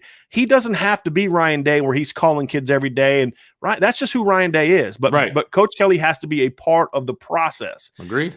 And that's big, in my opinion. And just the kids, it's all part of the conversation here. Right. Jeff wants to know if Notre Dame's in on any of the 5-star ranked players right now. Honestly, I couldn't tell you, Jeff, because I don't look at really the rankings that much. I'll look at rankings when I'm entering them into a story, or when I do my prospect profiles, but I don't pay a lot of attention to them. Fair. To me, there's kids. I look for upside. I look for ceilings. Well, and there's plenty of kids with 5-star upside that Notre Dame is on. I think Zach Rice is in that category. I think Rivals has him as a top player. I think Xavier Nwankpa, I believe, is a guy that is in there, but I'd have to go back and really look through them to kind of see who are those guys that other outlets have ranked high. But I do know that they're after a lot of high-level kids. And to Michael's point, the original question from Michael Johnson, it's about getting guys that have the tools to be elite players, not guys that I don't think anyone thought Will Fuller was going to be who Will Fuller was, because he got 0.2 of a second faster in college. You don't project that. Right. But you can look at a Jeremiah Owusu and say, well, I think this kid's got a chance to be something. Notre Dame did that with Adi Ogundeji. That's why they went and got him to flip from Western Michigan. I remember talking to Notre Dame coaches when they got him. They're like, hey, I know we flipped him from Western Michigan, but just watch the film. I'm telling you. And you watch the film, you're like, okay, I kind of see it. He's got a long way to go, but I see the tools. And so you're seeing more of those kind of guys that Notre Dame is getting, that maybe they're not highly ranked, but they have that ceiling. And that's what Notre Dame has turned out. I mean, look, I wouldn't trade 3-star Adi Ogundeji for either of Alabama's 5-star starters, LeBron Ray or Justin Aboigbe. Go look at their stats. Go watch their film. Tell me if you would have traded them. Would you trade Dylan Moses for Jeremiah Owusu-Koramoah? I wouldn't. Right. And the guy that dominated Notre Dame in the playoff game on the defensive line was Christian Barmore. He was ranked like 170th. Right. So it's about finding that ceiling, recruiting guys that have that high ceiling, more so than the guys that are top 50 players right now. All right. Let's see here. David wants to give you some props here. When you were on the Mark Rogers earlier this week, I felt that I felt the hostility. I was ready to crack some skulls. You held your composure better than me. Our Miami fans just lost. I think Miami fans are still living in the 80s and 90s. But honestly, how I hold my composure is I don't read the comments. I don't. I used to read Twitter responses to me all the time, and I just lived fired up. I'm just like, you I did. Don't care. You did. I mean, Vince, okay, whatever. I don't care. And so when I'm on Mark's show, if he pulls a comment to the front, I'll answer it. But I also I love that passion because if fans weren't passionate about their programs, I think some people cross the line when they want to get in, throw insults. And there's too many adults that don't know how to talk like adults. And that doesn't mean not being fired or passionate or arguing or debating or telling me I don't know what I'm talking about. But then you want to start saying, calling people names and stuff like that. That's childish, and I don't have time for that. Right. But I love that passion because, look, if y'all weren't passionate about Notre Dame, you wouldn't be listening to this podcast. You wouldn't be listening to this live show. I love the passion because I'm passionate about college football. I was passionate about Notre Dame. I got in trouble once, my second year of coaching. It was the day where in 2002 when they beat Florida State. They were playing at Florida State, and they were supposed to get smoked. And I had this flip phone, and it was when you could first start getting alerts and stuff on your phone, or you could go to the internet. And we were playing Gettysburg College, and we were beating the crap out of Gettysburg. It was 41-0. So I'm over there kind of checking my flip phone to see the score of the Notre Dame Florida State game. And some parent saw me do it and narked on me, told the head coach. They didn't know what you were doing, though. Yeah, checking the I don't care. Just mind your business. I'm checking Notre Dame scores. But in 2005, we had a game, I believe it was against Averett College, and it was the day of the Notre Dame USC game in 2005. So I had the video guy go into the coach's office during halftime and set up we had a big projector and we could connect our VCRs to the internet. And so after the game, I went and shook the players' hands. I said hi to a couple parents, and then I sprinted to the locker room and I stepped into the locker room at the minute where Tommy Zibikowski is receiving that punt and he runs it back for a touchdown. And I'm going crazy. And everybody's like, oh, you're really fired up about the Averett win. Don't care. That's in the past. We won the game. They suck. It's about Notre Dame USC. So I have passion for Notre Dame. And I love the fact that fans do. And if they didn't, then I'd have to find a real job where I'd have to go work at Costco or something, or do something where I'd have to put a tie on. And I'm working wearing a ball cap and an old football coaching shirt. And it's because of y'all have passion. Yeah. So that stuff doesn't bother me. The people that cross the line and call names, that says more about them than it does me. And it used to bother me a lot. Yeah. It doesn't anymore. I got more important things to worry about in my life. All right, Big Jim wants to talk about Jack Coan. He says, I think Coan is going to surprise some people, can throw, can run, can think. I agree. And I said this in our podcast that's going to come out tomorrow. So we did a little segment on Jack Coan, so I'm not going to dive too deeply into this. I was against them bringing him in and anointing him the starter. I was not happy about it when it happened. I understood them bringing in a veteran presence. I got that because of what the room looked like with Phil Dracovic transferring. You lost the veteran presence in there, and you don't know what you're going to get from Clark. So I was fine with that, but the anointing of the starter, I wasn't okay with. But the more I watched the film, the more you and I talked, I agree. I think if things go the way I hope that they go, and he has all the weapons at his disposal, I think Jack Coan could be really, really good. And he's only going to be here for a year, but I think that year could be special for Jack Coan. And we'll see what happens. But I'm okay with Jack Coan. I am in the fan club. I agree. I thought Jim's point was spot on, and you followed up with great stuff. I have nothing else to add. That's great. All right, let me see here. Here's a good one from Searcher Green 9. Is there a deadline for the transfer portal? What is the latest Notre Dame can go after to the portal for a position of need? Honestly, the deadline officially is the first day of class of the fall. I was going to say, they've brought people in the summer before. Yeah, and so the only question is the later you go, the less time you have to get an appeal for an immediate, because there still is not the rule for immediate transfer has not been passed yet NCAA wide.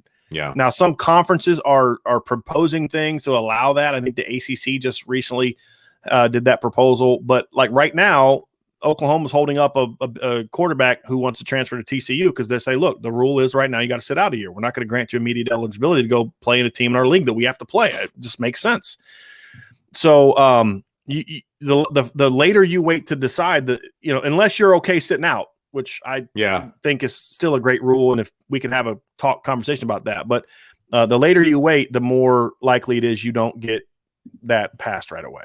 And this is along a similar wavelength. I could see Notre Dame maybe going the transfer route and more peeps leaving after spring, possibly. Think that's possible once semester is over. There's always a chance of people hitting the transfer portal after spring because they didn't get Nick McLeod till like May, right? Right, because the two deep becomes a little bit more cemented after spring, and the writing's on the wall for some guys. And we've talked about some veterans that if they don't step up in the spring, they're going to get passed up. Those are the guys that would be the ticket to get out. And some guys know I better do well this semester in the classroom because right now my options are more limited because I jerked around as a freshman. So I got to have a good semester to get my grades up enough to where I can transfer. Now, there's definitely that.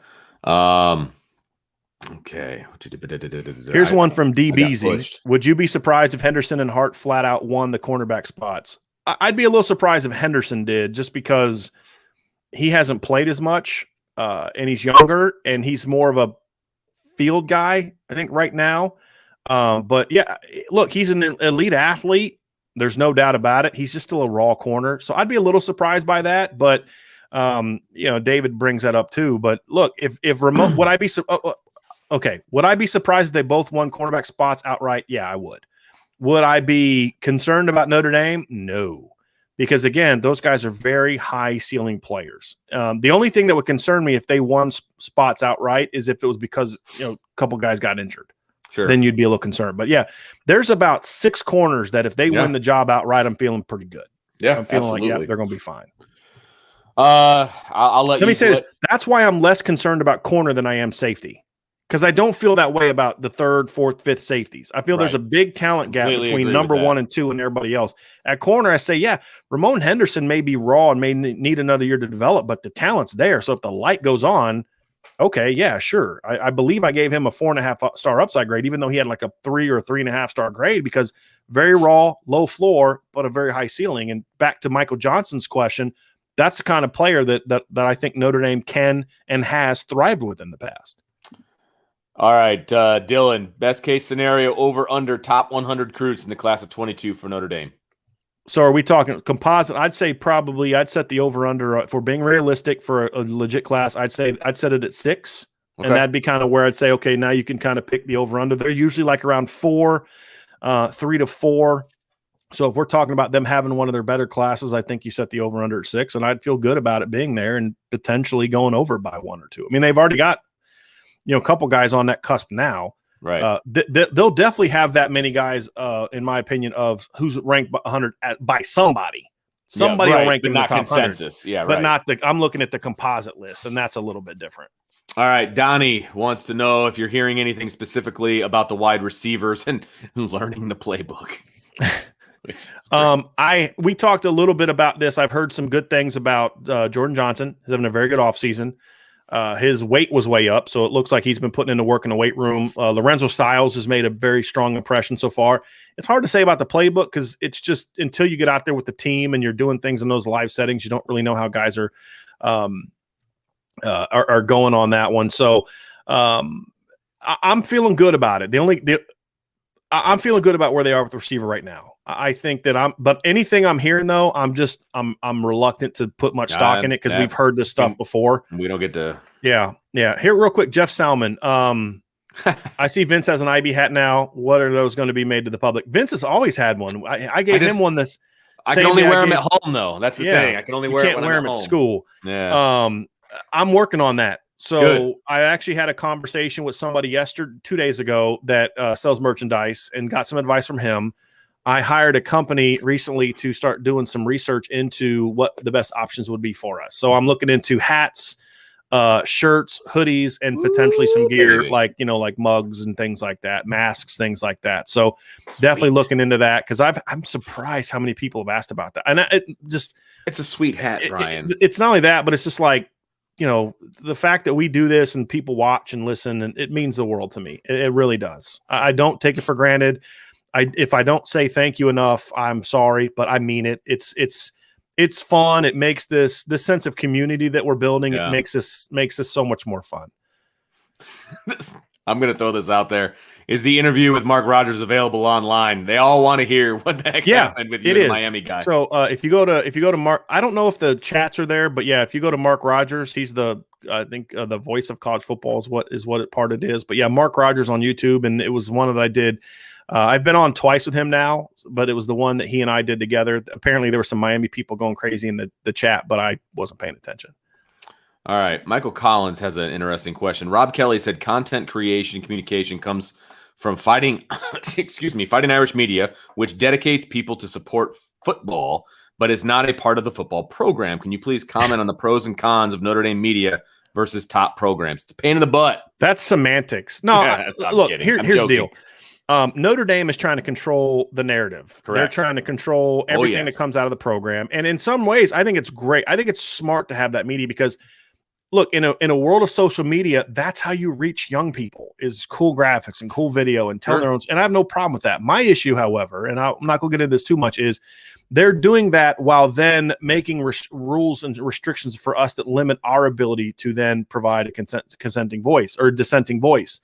And that's an issue that I have. We see that too much in politics. We see that too much. We're now seeing that in sports media where it's like people feel like if I'm critical of the team, then I worry about getting cut off. And that it shouldn't be that way unless you're crossing the line and making it personal. And if I'm out there every day, Brian Kelly sucks, he needs to be fired. Yeah, okay, take away my credentials because now I'm not a real analyst. I'm just a hack. You just but if you're providing real, hey, look, here's why I don't think Brian Kelly's getting it done. Here's why I think he's falling short of a title. Here's why he's not doing a good enough job. And I'm presenting you evidence in the debates, and that should be part of my job. But there are people let's just say I used to talk to a lot of more Notre Dame coaches than I do now.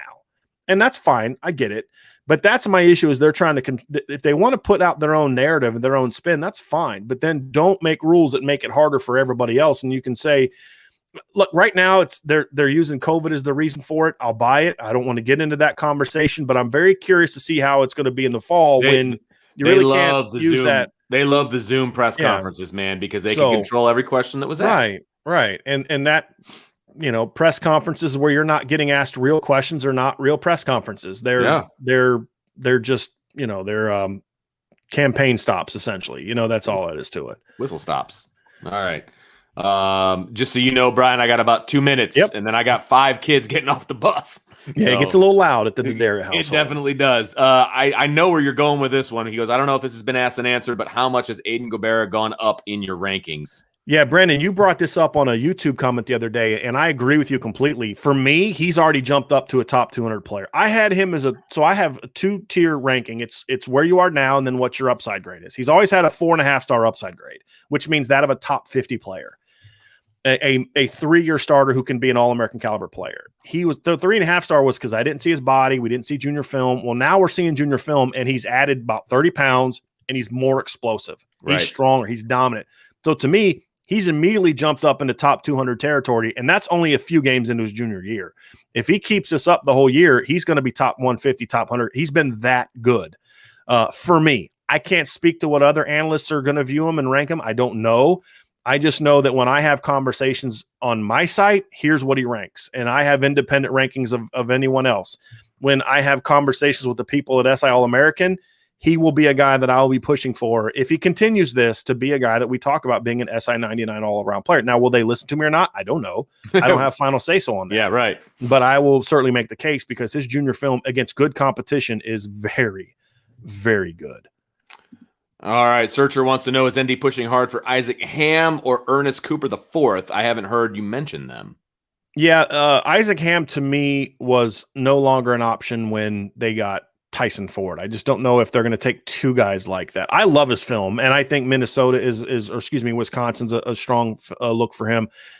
Ernest Cooper, I've heard people, I think Tom Loy has written some stuff on him. I just don't see that one happening. I also don't think he's as good as his ranking projects. I think there's 4 or 5 ends that I like better than him. So that's part of the reason I haven't talked about him a whole lot is I don't know if that's a guy that I'm pushing for. And then talking to my sources, he's not a guy that I've heard when I talk about, hey, who are your top guys? Who are the guys you feel you got to get?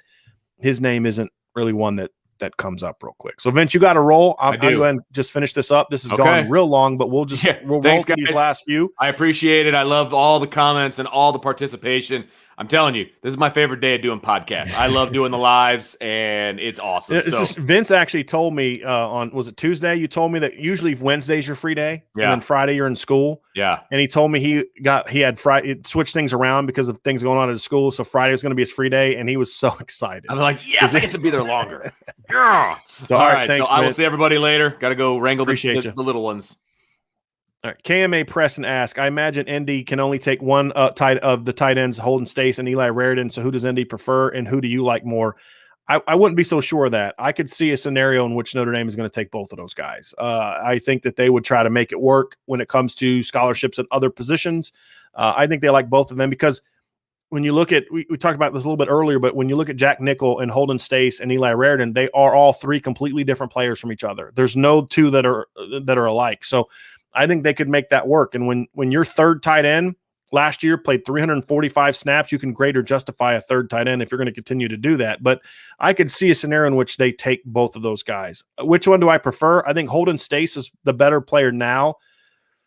I actually like Eli Raridan's upside as much as Holden Stace so far. Now, again, we got to see them both play their senior years, and that could change, but that's where I'm at with them. They're just different players.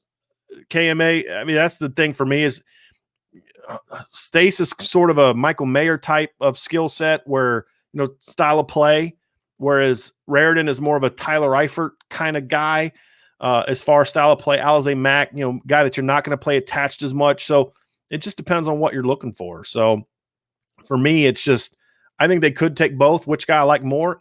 It depends on which day you ask. I mean, they're very close. That's the thing. They're very close. Michael Scheller, what's up, Michael? Hey, Brian, without giving any names, are you aware of any silent commits? Yes, I am. A couple, actually. Paul Olmstead, Marcus Freeman is setting the bar for recruiting. What does offense have to do to follow suit? Honestly, Paul, it's about creating a greater sense of accountability. When your defensive coordinator is grinding and he's a proven guy, and your defensive line coach is the recruiting coordinator and he's a proven guy, it sets the bar. And on defense, they just have happened to hire guys that are really good recruiters and love recruiting. Mike Mickens likes to recruit. He's really good at it. Chris O'Leary is part of the reason he was hired is because he's a good recruiter. Marcus Freeman loves to recruit, or at least he acts like he loves to recruit. Mike Elson's been a grinder as a recruiter in recent years. I think the problem on offense is you don't have enough guys that like to recruit. I don't think Dell Alexander likes to recruit. At least he acts like he doesn't like to recruit. John McNulty's been an NFL coach more than a college coach. So there's a learning curve there when it comes to grinding. And he was an offensive coordinator the last time he was in college. And that's a different type of deal at a place like Rutgers. And it's different than Notre Dame. And then, Lance Taylor's a good recruiter, but I don't think he's a grinder.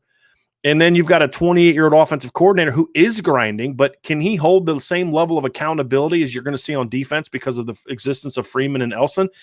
I don't think that's the case. And that's where Coach Kelly has to really be more involved to say, hey, are you guys putting in the work? Here's our list of 4 guys. If we want to be a national title team, we got to get 2 of those guys. Go get it done. And I'm going to be checking on you every day and every other day to make sure you're putting in the work. That's the kind of accountability that Coach Kelly needs to create. And if he can create that level of accountability, it doesn't need to be there on defense because the coaches there are creating that. It's sort of like anything you can do, I can do better. I love the competitiveness there, but also the teamwork there. Again, I mentioned the Keon Keeley player that we mentioned the other day. Jayan Lee, a 2023 cornerback from Georgia. AJ Harris. They're not just saying, hey, I talked to Coach Mickens. It's, hey, I talked to Coach Mickens and Coach Freeman and Coach O'Leary, and I've talked to Coach Kelly.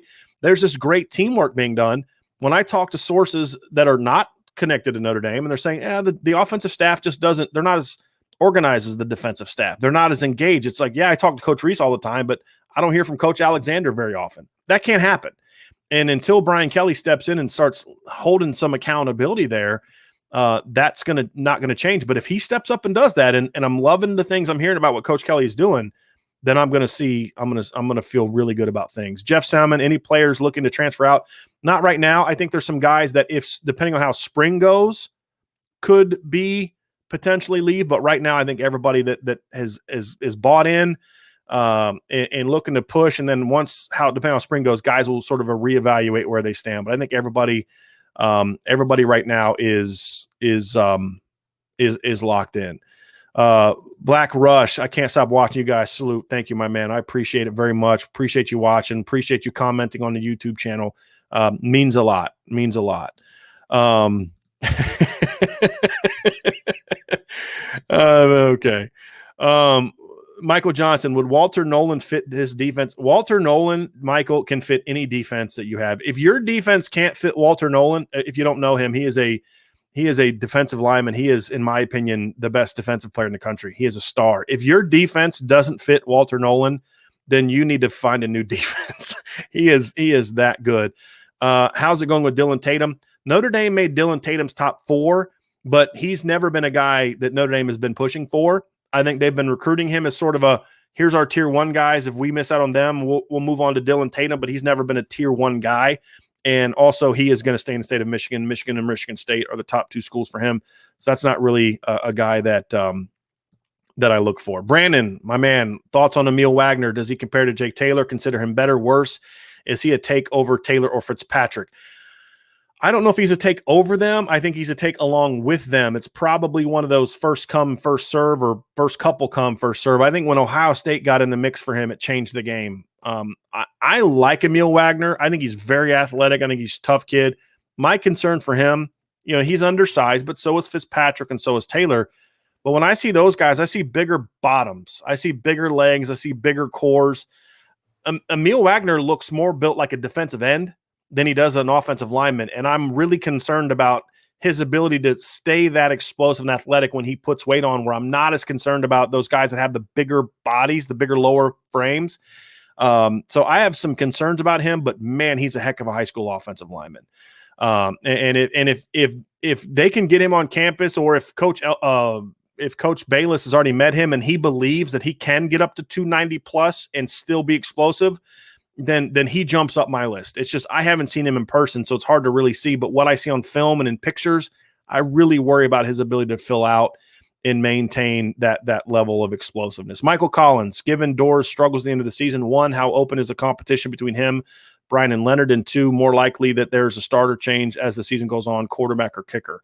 I'm hoping neither. I think it would be injury based. I think with Jonathan Doerer, look, the other 2 kickers on the roster aren't as talented as him. So the key is just get him right. Just figure out, get him right. And I don't think with kickers, kickers aren't like most position players. And you threaten them to take their jobs away. They don't react the same way. I think Jay Bramlett probably be different because Jay Bramlett's a football player. He's not just a punter. He was a high school quarterback that led his team to the state playoffs. He's a football player. Jonathan Doerer is just a kicker. And so I would not necessarily want a competition there. It's just, look, figure out whatever you got to do. Brian Polling, you don't have anything else to worry about. You're not the recruiting coordinator anymore. You're just a special teams coach. Whatever you do, figure out a way to get Jonathan Doerer going, because he needs to be the guy. And if he doesn't step it up, then I could see a scenario in which Harrison Leonard takes over as the PAT short field goal guy, and until Josh Bryan's able to take over that job. But hopefully Jonathan Doerer steps it up. Michael also asked, any chance Notre Dame could move a home game like Toledo to the week before FSU so they don't open on the road with a new QB and a reconstituted O-line? Will they add a home opener next year before opening at Ohio State? I actually am okay with it the way that it is. I think anytime you have an opener against a tough team, I don't think playing Toledo is going to necessarily change that. I think the good thing about this, Michael, is that's what your whole final 2.5 weeks of fall camp is geared towards. It's that road game. And I think that this isn't a typical Florida State team either. There's no chance that they can move the game because the NCAA determines when you can start the season. You can't just say, hey, we're going to play a game on August 20th because we were trying to move it. They couldn't move anything before that. I'm pretty sure of that. But I also don't think you necessarily would need to. I like the idea of playing in that situation. I mean, we've seen it before. 2015, they started against Texas. It was at home, but they started against Texas. And they had to replace, some good players, some veteran linemen from the season before, and they were fine. Some veteran players from the year before, and they were fine. I'm okay with that. Vincent Roberto, with Marcus Freeman has already done with recruiting. If he produces a top 15 defense, how do you keep him out? Keep him out of what? I'm not sure what you mean by that, Vincent. Could you follow up with me on that and kind of let me know what you mean? Because I'm not sure what you're asking there. KMA Preston, is Notre Dame looking to add any more transfers? Yeah, their eyes are open for it. I don't think they're necessarily scouring the transfer portal for anyone because they feel a desperate need somewhere. I think they've got their eyes open. I think this close to spring, it's more about let's just see what we have, especially with some new coaches on defense. Let's see what we have. You'd think, yeah, safety is going to be a one for sure. But let's say some guys step up this spring, then maybe you don't need it. So I think depending on how spring goes, I I think they could have their eyes open for some guys, kind of like we saw last year with Nick McLeod, who got added late. Last chance you forecast for Kendall Abdul-Rahman, Litchfield Ashevon, J.D. Bertrand, Osita Ekwonu, Nana Osafa-Mensah, Pryor, and Spears. Well, Spears is he is, but I mean, he's kind of behind Abdul-Rahman. To me, he's a redshirt sophomore and technically a redshirt freshman with the extra year. I'm not worried about him. Ashevon's a redshirt sophomore. Bertrand, Ekwonu, those guys are Osafa-Mensah. They're all redshirt sophomores. To me, I don't think you're in a last chance situation. Now, I do think they're in a situation where if they don't play well this spring, they could find themselves passed up, but they could then go out and have a great offseason and be back in the mix that next year. But you're getting to the point where, if not this spring, next spring for sure with those guys. My last chance you discussions are more about guys that are sort of in their last leg or maybe have a fifth year, but if you don't play well this year, they're not going to bring you back for a fifth year kind of thing. Any guesses on Indy's first 2023 commit could be? I don't necessarily feel comfortable doing that because it's so early, but there's some names have been mentioned. I think those two guys could be in that conversation. Cardinal Tate is another one. I could see Notre Dame, making a push on and there's some local guys that they're going to get on. I think we're probably still a month or two away at least from getting a 2023 guy. None of those guys have been on campus, but I think once that ball starts rolling, you're going to see them start filling up, 5 to 6 to 7 guys really quickly between now and the end of the season for sure. Let's see here. All right. Let's see here. Block.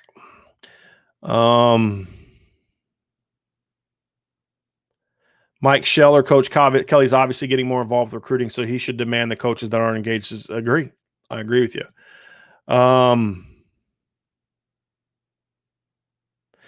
So Saban James, I know there was a Coan breakdown when he committed, but can we have another to see more of what y'all have been talking about? So, I mean, I'm not going to do another full evaluation because we still have that one and we have no data points to prove differently from a big picture standpoint. So, we did an article at irishbreakdown.com and on the YouTube channel where we broke down his game. I showed some film. We've had some analysis stuff. What I am doing right now, however, and I've been working on it, I have the data collected. Now I just have to formulate it into an article and try to find some clips that I can't always use clips. Some clips are copyright protected or just bad shots, but I'm doing a breakdown where I believe Jack Coan is going to improve the deep ball ability. I like how he throws the deep ball. He didn't throw it a ton at Wisconsin, but I like how he throws it. And so that is one thing I'm working on now, Saban James. So keep an eye out for that. It'll be more, narrow in one specific part of the game. We've already talked big picture, what I like about him. So I would check those things out, but I'm going to kind of get into a couple smaller detail things that are gonna look at it. KMA Preston, how is Notre Dame looking with all the Wisconsin offensive linemen they're targeting? I mean, I think they could get all three of them. I don't think they're going to get all three of them. What I'm saying is each guy, I think Notre Dame is in his top 3. I think they're in great position with Billy Schrauth. If I could rank them most likely to least likely, I would go Billy Schrauth number 1. I think Notre Dame has been his leader for a long time. I think Notre Dame is in a great position with Carson Hinsman. Not saying that they're his leader. I think Wisconsin's there too, but I think they're in a good position there. And I think they're in good position with Joe Bruner. I think all three of those guys have Notre Dame at the very least in their top 2 or 3. So I wouldn't be shocked if they got any of those 3 guys. I don't think they're going to get all 3, but I think they have a shot with all 3 at this point in time.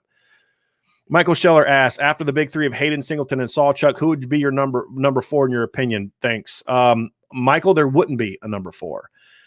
For me, it's you get one of those 3 or you move on to 2023.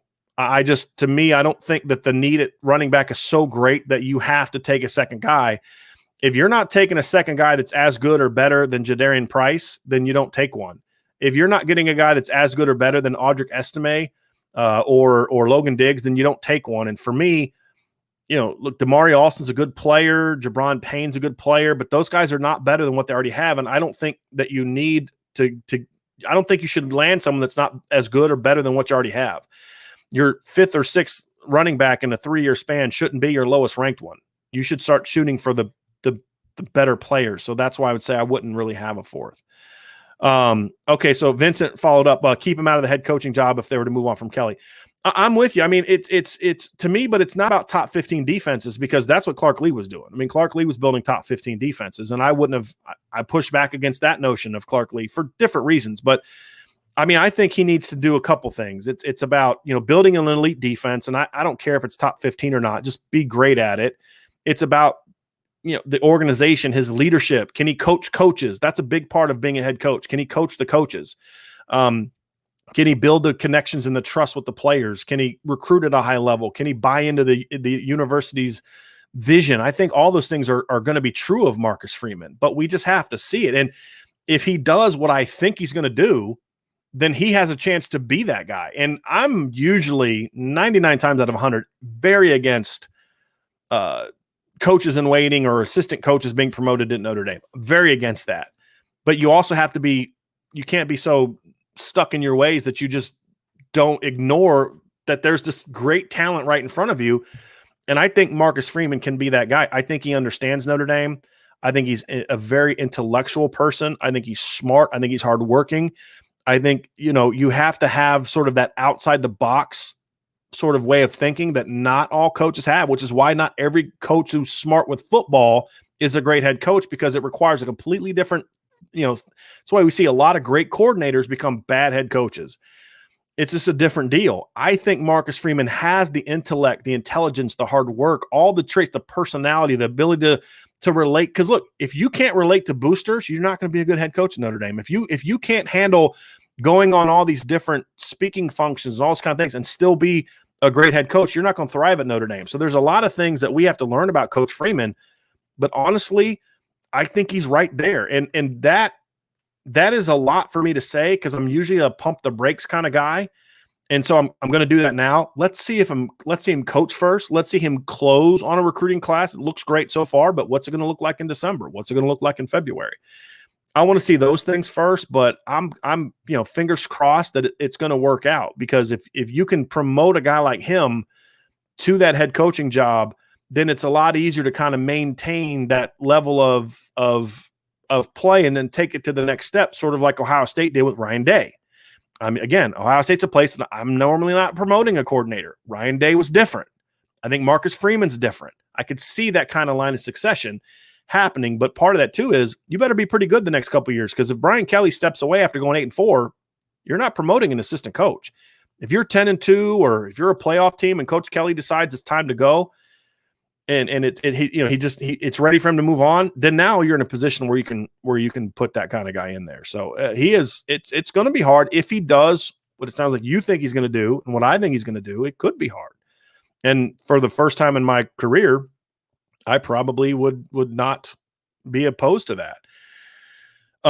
Let's see here. Searcher Green, with the lack of big body DTs, why was Spears moved to the O-line anyway? I just don't think that they thought he had the men's mindset for defensive line. I thought at the time they had needs there. And number three, I don't think there's a need necessarily in this type of defense to have big bodies. You don't need 320 pounders. I like having some big guys. That's why I like the fact that they signed Gabriel Rubio and Aiden Gobaira.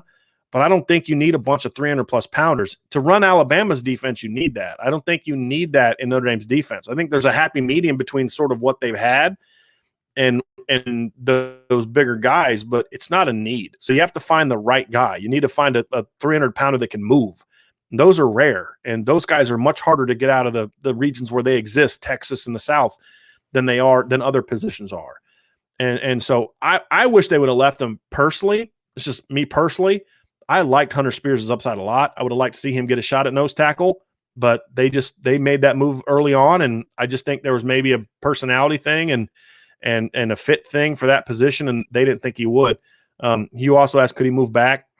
I don't know. I think that ship might be sailed by now, but I would love to see it. If they moved him back to nose tackle this spring, I would love that. I'd be all on board on that. I saw on Twitter he ran a 10.5. I've not seen that officially. So, I mean, I've heard people report that. I have not seen that. So, and I definitely don't see it on film. I don't. So I hope he does. If he's that kind of speed guy, great. That's awesome. DJ, just want to say thank you guys for what you do, and appreciate it. I really appreciate it, because it's a lot of hard work, but we enjoy it. I don't mind staying up late when it's breaking down film and doing this, and the fact that you guys enjoy it means a lot. means a lot to us, and it makes it fun in these long off seasons. So let's see here. Michael Collins, regarding no coach in waiting, at what point does Kelly contract impending retirement factor into recruiting? Meaning, if you're going to do a national search after he retires, Michael, that's a good question. I don't think it's really going to impact recruiting a whole lot, because I think the way that Notre Dame recruits, they recruit the whole don't come here because of a coach thing. I mean, I've said this, I know for a fact, I've had recruits and or parents tell me before that they chose Notre Dame in spite of a specific coach, or including Brian Kelly. Notre Dame is a different deal. And so I just think kids look at it differently. But I do think that if you get to the point where if Brian Kelly keeps winning the way that he's won, it won't matter, because people can give all the rumors they want. I mean, SEC coaches have been trying to do this with Nick Saban for years. Well, look, he's 70 years old. He's clearly, and doesn't matter, because, hey, Alabama's going to keep being Alabama. And I think Brian Kelly has built Notre Dame to that level where if he's going 10-2 and with the occasional 12-1 or 10-3 and 11-2 and 12-1 like he has the last 3 years and 4 years, and people say, look, if he leaves, then some other great coach is going to want to take that job, but it's still Notre Dame. And I don't think Brian Kelly acts like someone who is worn out. I think there was a time at Notre Dame where it was that way, but I think he's kind of got a second wind, and part of that's because he's not doing as much, which I would like to see some of that change. And it is, from what we're hearing, it is. But I just think when you have a program rolling, it's a lot harder to use that negative recruiting of, oh, he's going to be gone kind of thing. It just is. And especially when you have a young coaching staff, like Notre Dame is becoming younger and younger in a good way. You can kind of have that, you may not make a coach in waiting, but you can spin it that way. You can talk, hey, look, Coach Freeman's going to get a chance to do this, or Coach Reese, or whoever else that people want to throw out as a name for that next coach. I think it makes it. I mean, look, they have a 34-year-old defensive coordinator and a 28-year-old offensive coordinator. Notre Dame has a young staff. Mike Mickens is young. I think Chris O'Leary's like, what, 25? Mike Elson's the old guy, and he has as much gray hair as I do. I mean, on defense, I'm talking about. I mean, and he's not old. I mean, he's not an old guy. I think he's in his 40s. This is a very young, energetic staff, and I think that is also is going to help Coach Kelly be rejuvenated to where he can continue on the contract if he wants it. But if they keep winning, then to the questions that were asked as far as the coach in waiting, yeah, you can maybe have that conversation a little bit more. I just don't like that, because I feel like once you name that, it sort of then undermines the head coach that's there. This is going to be Brian Kelly's team until Brian Kelly decides he doesn't want to be the head coach anymore. I mean, that's just the reality, barring some disaster that I don't see happening. And so when he decides to step away, you can then make your decision on who's next. And there's so much that has to happen between now and then. It would be a mistake to name Marcus Freeman the coach in waiting right now, because we don't know what he's going to do as a coach, and we haven't let him finish one recruiting class. He hasn't signed a single player at Notre Dame. Commitments, yes. Hasn't signed anybody. He hasn't coached a single snap of defense. If he does what I think he's going to do, and they decide in a year or two that they want to name him that, I won't resist it as much as I would have in the past, because I think he is different. I just think he brings traits that I look for that a lot of D coordinators don't have. Let's see here. Out of KMA Preston, out of our current 3-star commits, how many are likely to become 4 stars? Well, obviously Aiden Gobaira is one. I would have said that about Nolan Ziegler, but in the last up cycles of the rankings going out, he's now a consensus 4-star recruit. I think Steve Angeli could be that guy because of where he plays, and he's got a big body. If he shows the improvements I'm hoping for, arm strength, accuracy, those type of things, with the talent he'll have around him, skill player wise, and at a big program like Bergen Catholic, I could see him jumping up to be a 4-star recruit. Not necessarily like a highly ranked one, but just a 4-star recruit. Jaden Mickey's already 4-star recruit. Burnham, Ziegler already 4 stars. Tyson Ford's a 4-star. Ty Chan, Joey Tenona, Jack Nickel is a 4-star on ESPN, 3-star on others. I think he's more of a 3-star guy for me, so I don't see him jumping up. Jadarian Price is already a 4-star. So Aiden Gobaira and Steve Angeli would be the two that I would see the most as jumping up. Michael Scheller, I appreciate you, man. Great job, Brian, with the Y. Okay, I just now got it. So second time you put my Y with a capital Y. I love it. Okay, now we're on the same page, buddy. I appreciate you. Support me, IB in the channel. I appreciate that, man. It means a lot. So I had a couple basketball questions on here. Honestly, Robert, I don't follow the basketball team quite close enough to answer this question. I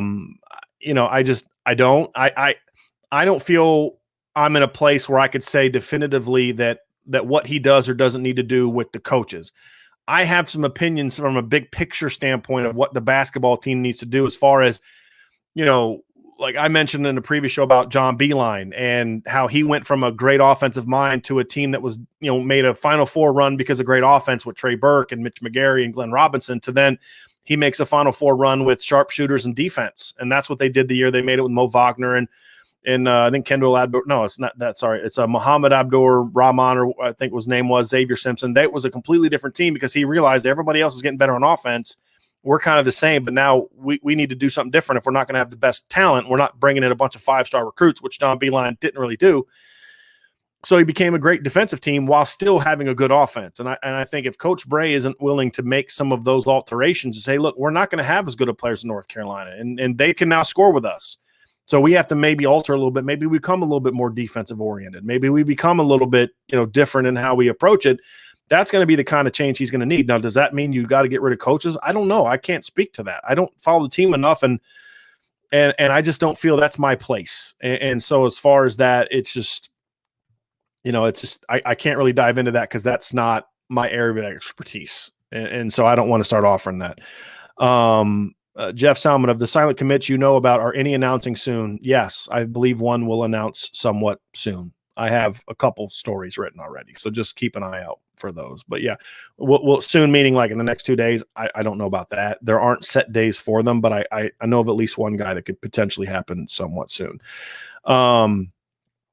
Never understood the point of a silent commit. I get that, but I think some of it is understandable. It's if you're silent committing because you want to take 7 visits or whatever else, and you're just trying to lock your space in, that's it. But other kids are, so for example, especially now during this pandemic, ravaged recruiting cycle the last year, there's kids that I know that want to commit to Notre Dame, have basically told Notre Dame they're coming, but they want to visit campus first because it's like, hey, coach, I want to commit to you, but there's evidence I don't have. I haven't seen the campus in person. I haven't met you in person. I haven't done this. And, and those are important things. And I have no problem with the kids saying, hey, I'm silent commit. I don't want to go, I'm committed to you, but I don't want to go public until this.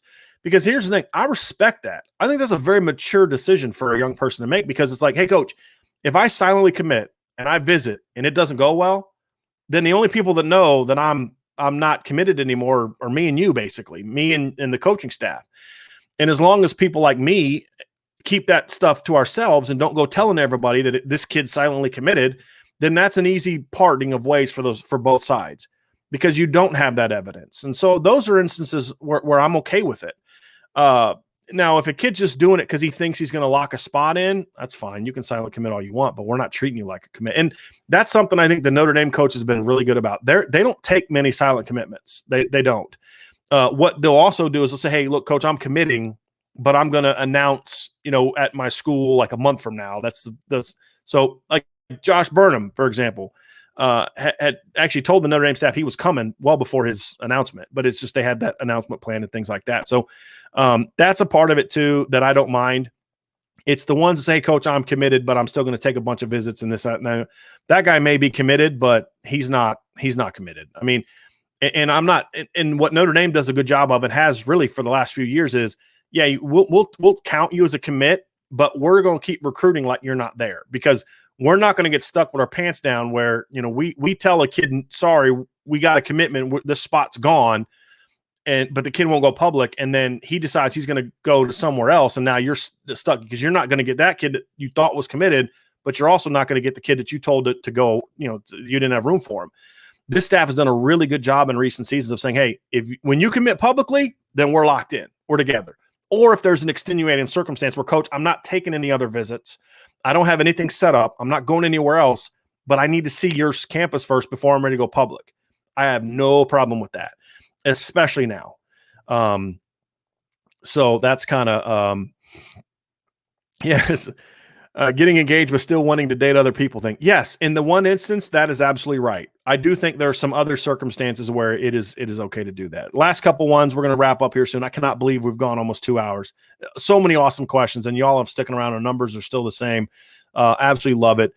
KMA Preston asking you to forecast pretty big here, but what class do you think will finish ranked higher, 2022 or 2023? I'm going 2023. I think because here's why. Number one, I think Notre Dame's going to have another strong year on the field this year. I think they're going to be at least 10-2 in the regular season because of the fact that the 2021 class was a top 10 class. I think it finished like 8th or 9th. Because I think the 2022 class is going to be really good. And then another good year in there are 11 commits in, right? And really, I think you could even say, depending on some of the silent commits and some of the guys I expect to pick up, by the time spring ball's over, they could be 13, 14 deep, which means the spots are smaller. You've told some kids that you're recruiting now that you don't have room for them, which means you can now focus your attention on 2023. And I think that pot of gold thing was phenomenal because they've offered more sophomores than I've ever seen Notre Dame offer. And it's not just throwing out random offers. These are offers and they're building relationships. I mean, I had a conversation with my recruiting guy, Eric Rutter, and we're like, hey, look, I only want to talk to 2023 guys that the Notre Dame staff is like serious about they're talking to.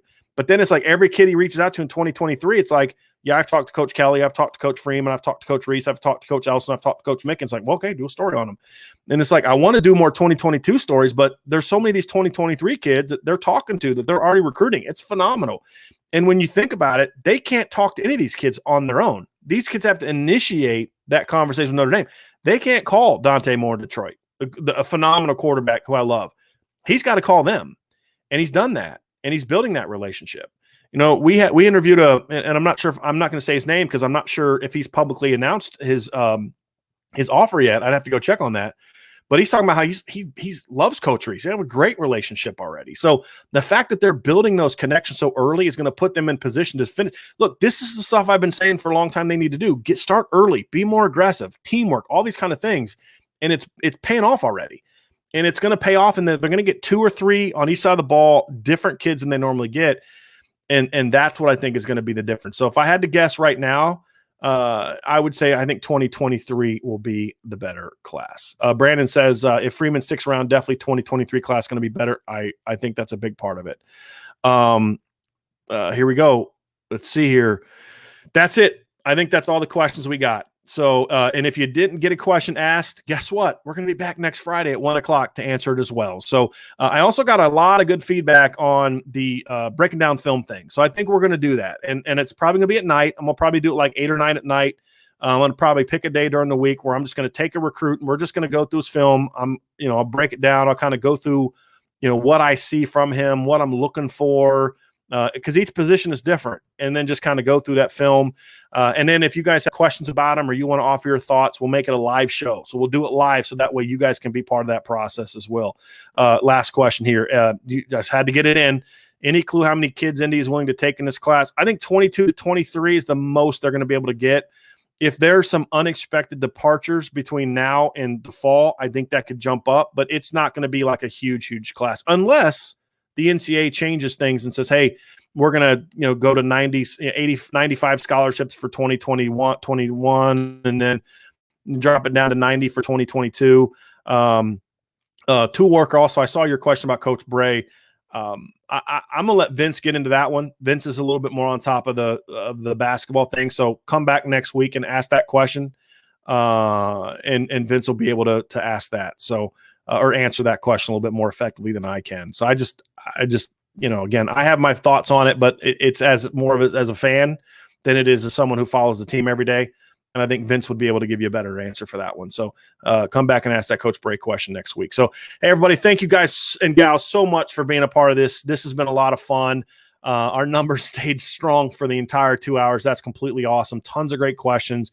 If I didn't get to something and I missed it, I apologize. You can ask me on Twitter or come back next week and ask it again next Friday, because we'll certainly be back again next Friday. But everybody have a phenomenal weekend. Saturday morning, we're releasing a podcast, and it'll be kind of split up on YouTube where we go through different parts of the team as we do a spring preview.